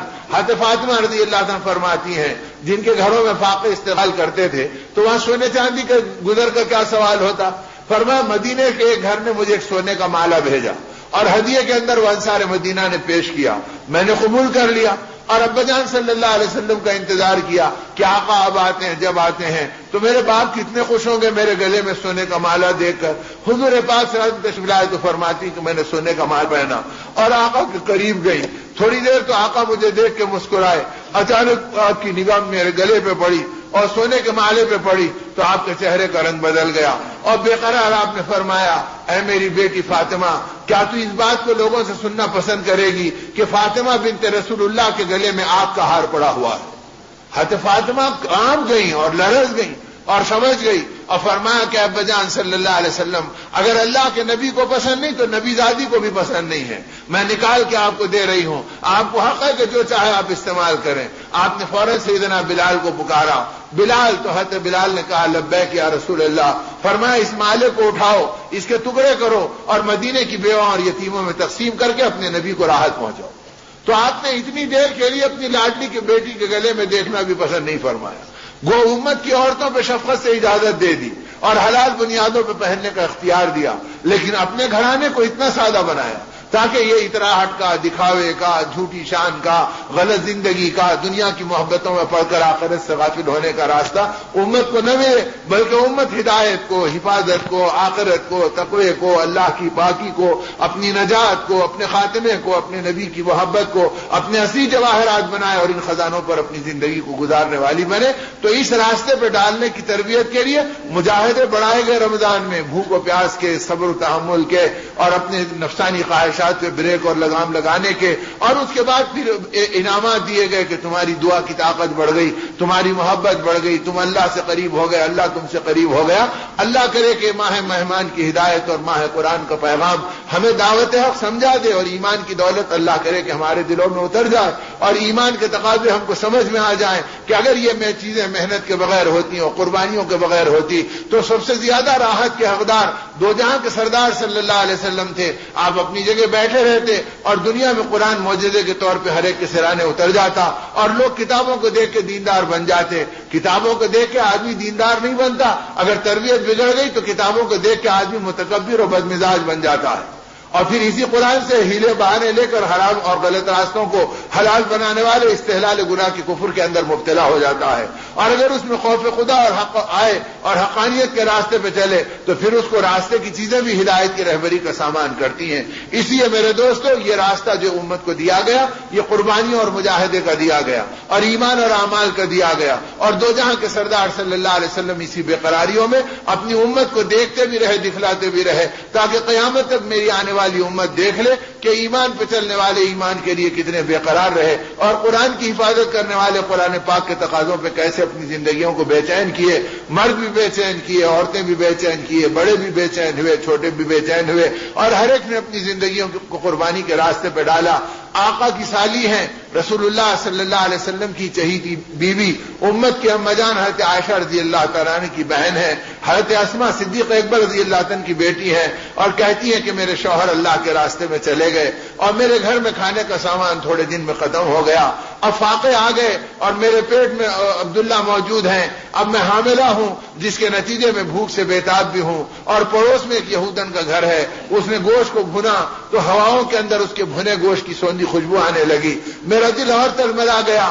اور میرا دل بے چین ہوا کہ کسی بہانے سے میں پڑوسن کے گھر چلے جاؤں اور وہاں سے کوئی گوشت کا ٹکڑا میرے حصے میں آ جائے۔ فاقے الگ ہیں اور پیٹ میں اولاد الگ ہے، اور یہ سوندھی بو کی خوشبو الگ میرے امتحان اور ابتلا کا سبب بن گئی۔ کہتی ہے کہ میں چپکے سے دروازہ کھولا اور ادھر ادھر دیکھا کہ کوئی آدمزاد تو نہیں ہے اور بے پردگی تو نہیں ہوگی، اور دبے پیر ڈال کے بازو کے دروازے کو کھٹکھٹایا۔ اس یہودن نے دروازہ کھول کے کہا کہ اسماء کدھر آ گئی؟ کہا کہ بہن تھوڑے انگار کے ڈلے دے دو تاکہ میں چولہا سلگا لوں، تو اس نے فوراً انگار کے ڈلے دیے اور دروازہ بند کر لیا۔ کہتی ہے کہ مجھے غم ہوا، میں نے راستے میں اسے پھینک دیے، میرا خیال یہ تھا کہ اسے عرب کی مہمانی کے طور پہ خیال آتا، جس کے گھر میں آگ سلگانے کی حیثیت نہیں ہے تو کھانے کی کیا حیثیت ہوگی، لیکن اس نے گوشت نہیں دیا، انگار کے ٹکڑے دیے، میں نے راستے میں پھینک دیا، اور دوبارہ پھر بہانے سے گئی اور آواز دی، کہا کہ تھوڑے انگار کے ڈلے اور دے دو، وہ تو گھر تک بھی نہیں پہنچے اور چوکھٹ سے پہلے ضائع ہو گئے، تو اس نے پھر انگار کے ڈلے دیے، دروازے بند کر لیے۔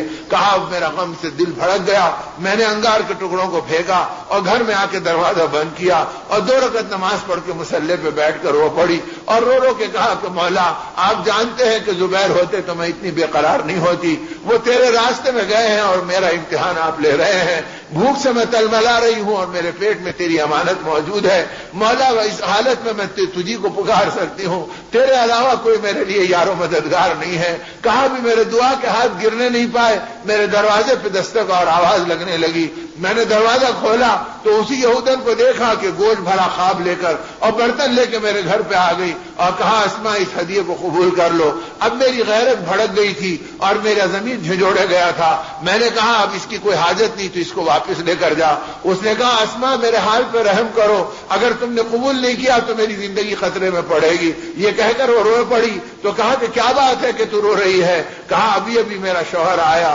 اس نے باہر تمہارے قدموں کے نشانات دیکھے، وہ میرے بارے میں شبہ میں اور بدگمانی میں پڑ گیا اور کہا سچ سچ بتا میرے غیاب میں کون گھر پہ آیا تھا؟ میں نے کہا اسما آئی تھی۔ کہا کیوں آئی تھی؟ تو انگار کے ڈلے مانگنے آئی تھی۔ اس نے کہا تو نے اسے گوشت نہیں دیا؟ تو کہا میں نے گوشت دینا بھول گیا۔ کہا جب تک کہ تو اسے گوشت کھلا کے راضی نہیں کرے گی تو میں تجھے اپنے گھر میں داخل ہونے نہیں دوں گا۔ اسما میرے حال پہ رحم کر، اگر تو نے قبول نہیں کیا تو میری زندگی خطرے میں پڑ جائے گی۔ میں رحم کھا کے کہاں رکھ کے چلی جا۔ جب وہ چلے گئی تو میں پھر رو پڑی، کہا مولا آپ کیسے کریم ہیں، جب دینے پہ آتے ہیں تو قدموں کو پکڑا کے دلاتے ہیں اور رلا رلا کر دینے کے اوپر مجبور کر دیتے ہیں۔ تو میرے دوستو، امت کی ماؤں نے قربانیوں کی تاریخ بنائی اور اس دین کے لیے ان مجاہدوں کو اور فاقوں کو گلے لگایا اور اس ایمان کی دولت کو دنیا میں بانٹنے کا ذریعہ بنے۔ جب کہیں جا کے ان کے گھرانے ایمان پر چلے اور ان کی نسلیں اور قبیلے ایمان کی خدمتگار بنے اور ایمان اور ہدایت کے چشمے دنیا میں جاری ہوئے، اس لیے یہ ماہ قرآن اور ماہ مہمان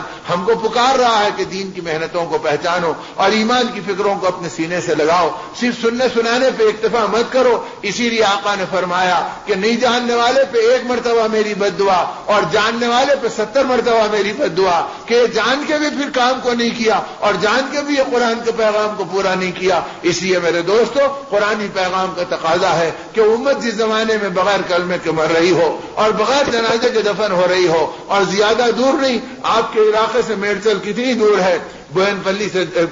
4 میل چلے جاؤ تو میرچل کا علاقہ شروع ہو جائے گا، اس کے دیہاتوں میں پہنچ کے دیکھ لو اور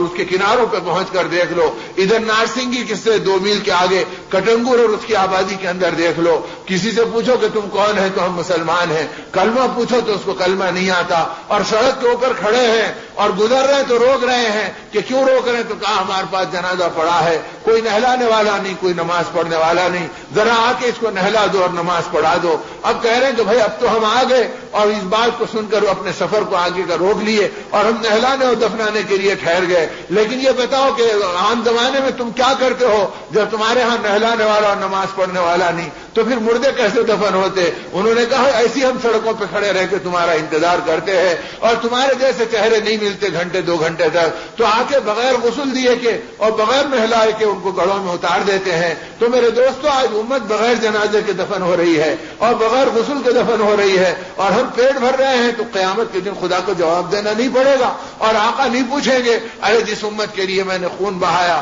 میرا پسینہ ٹپکا، میری امت کے مرد اور عورتوں نے اپنی زندگیوں کے نذرانے پیش کیے اور تم نے اس دین کو پہچانا نہیں اور اس کو بے دردی سے اسے ٹھکرا دیا اور اپنے پیٹ اور جیب کے پیچھے اور اپنی ضرورتوں کو تکتے رہ گئے۔ اس لیے میرے دوستو، حق کی محنتوں کو اپنانا اور ماہ مبارک کے اندر اللہ کو منوانا اور اپنے گناہوں کو معافی کی بھیک مانگ لینا تاکہ اللہ مرتے دم تک دین کی محنتوں پہ چلا دے اور محبت کا اور یکتائی کا ماحول دے دے، سینوں کو پاک اور صاف کر دے اور کینوں سے ہماری زندگی کو نکال دے اور دولت ایمانی اور صفات قرآنی کو عطا فرما دے۔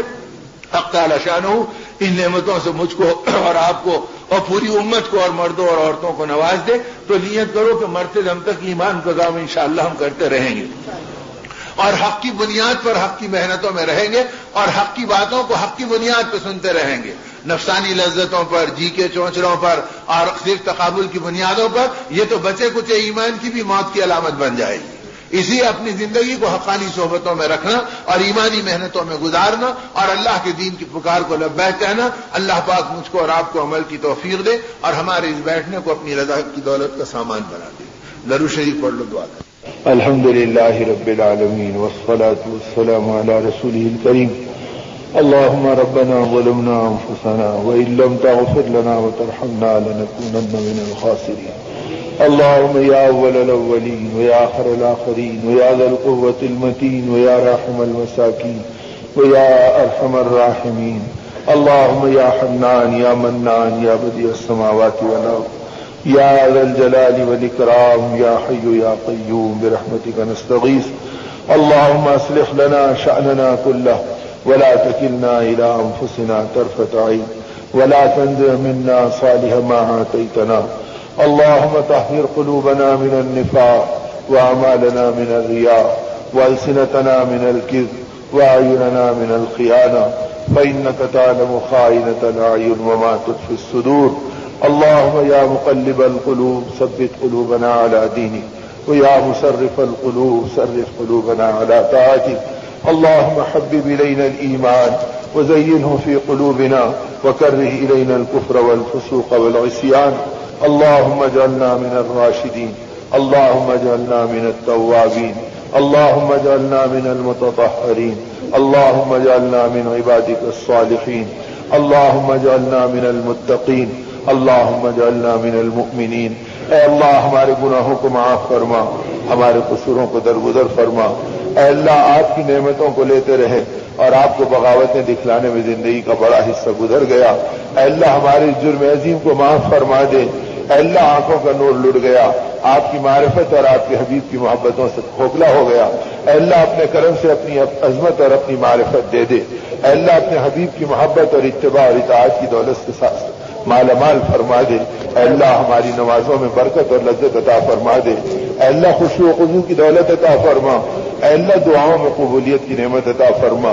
مستجاب الدعوات اپنے کرم سے بنا دے. اے مالک ایمان کی فضاؤں اور اے اللہ حق کی لہروں کو سارے عالم میں عام فرما. اے اللہ باطل کو حق کی طرف اپنی قدرت سے پلٹا کھلا دے. اے اللہ جن کا خمیر بالکل عناد میں آ چکا ہو اور جن کے مقدر میں اے اللہ اب ایمان کی محنتیں اور دین کی قبولیت نہ ہو، اے اللہ اپنی زمین کو چھانٹ چھانٹ کر ایسا سے پاک فرما اور باقی انسانوں کو ہدایت کی دولت سے سرشار فرما. اے کریم اپنی رضا کی دولت دے دے. اگر آج نے امت کو لوٹ لیا اور ذاتی جذبات نے امت کو کہیں کا نہیں رکھا، اے اللہ اس مٹی کی یقین سے زندگی کو پاک فرما دے. اے اللہ اپنی ذات عالی کا یقین عطا فرما دے. اے اللہ ہم بھی مٹی میں جانے والے ہیں اور سارے نقش لوٹنے والے ہیں. اے اللہ بادشاہوں کی دولت ان کی اولادوں کے کام نہیں آئی. اے اللہ عبرت کی آنکھ دے دے. اے اللہ قلب کو پاک کر دے اور صحیح راستے پہ جینا نصیب فرما لے. اے اللہ بچے ہوئے لمحات ہیں، مولا اے ماہ مہمان کو گواہ بنا دینا. اے اللہ پتہ نہیں آنے والا ماہ مہمان ہم کو پائے گا یا ہماری موت کو اور قبر کو پائے گا. اے اللہ اپنے کرم سے عمل کی دنیا کو آباد فرما،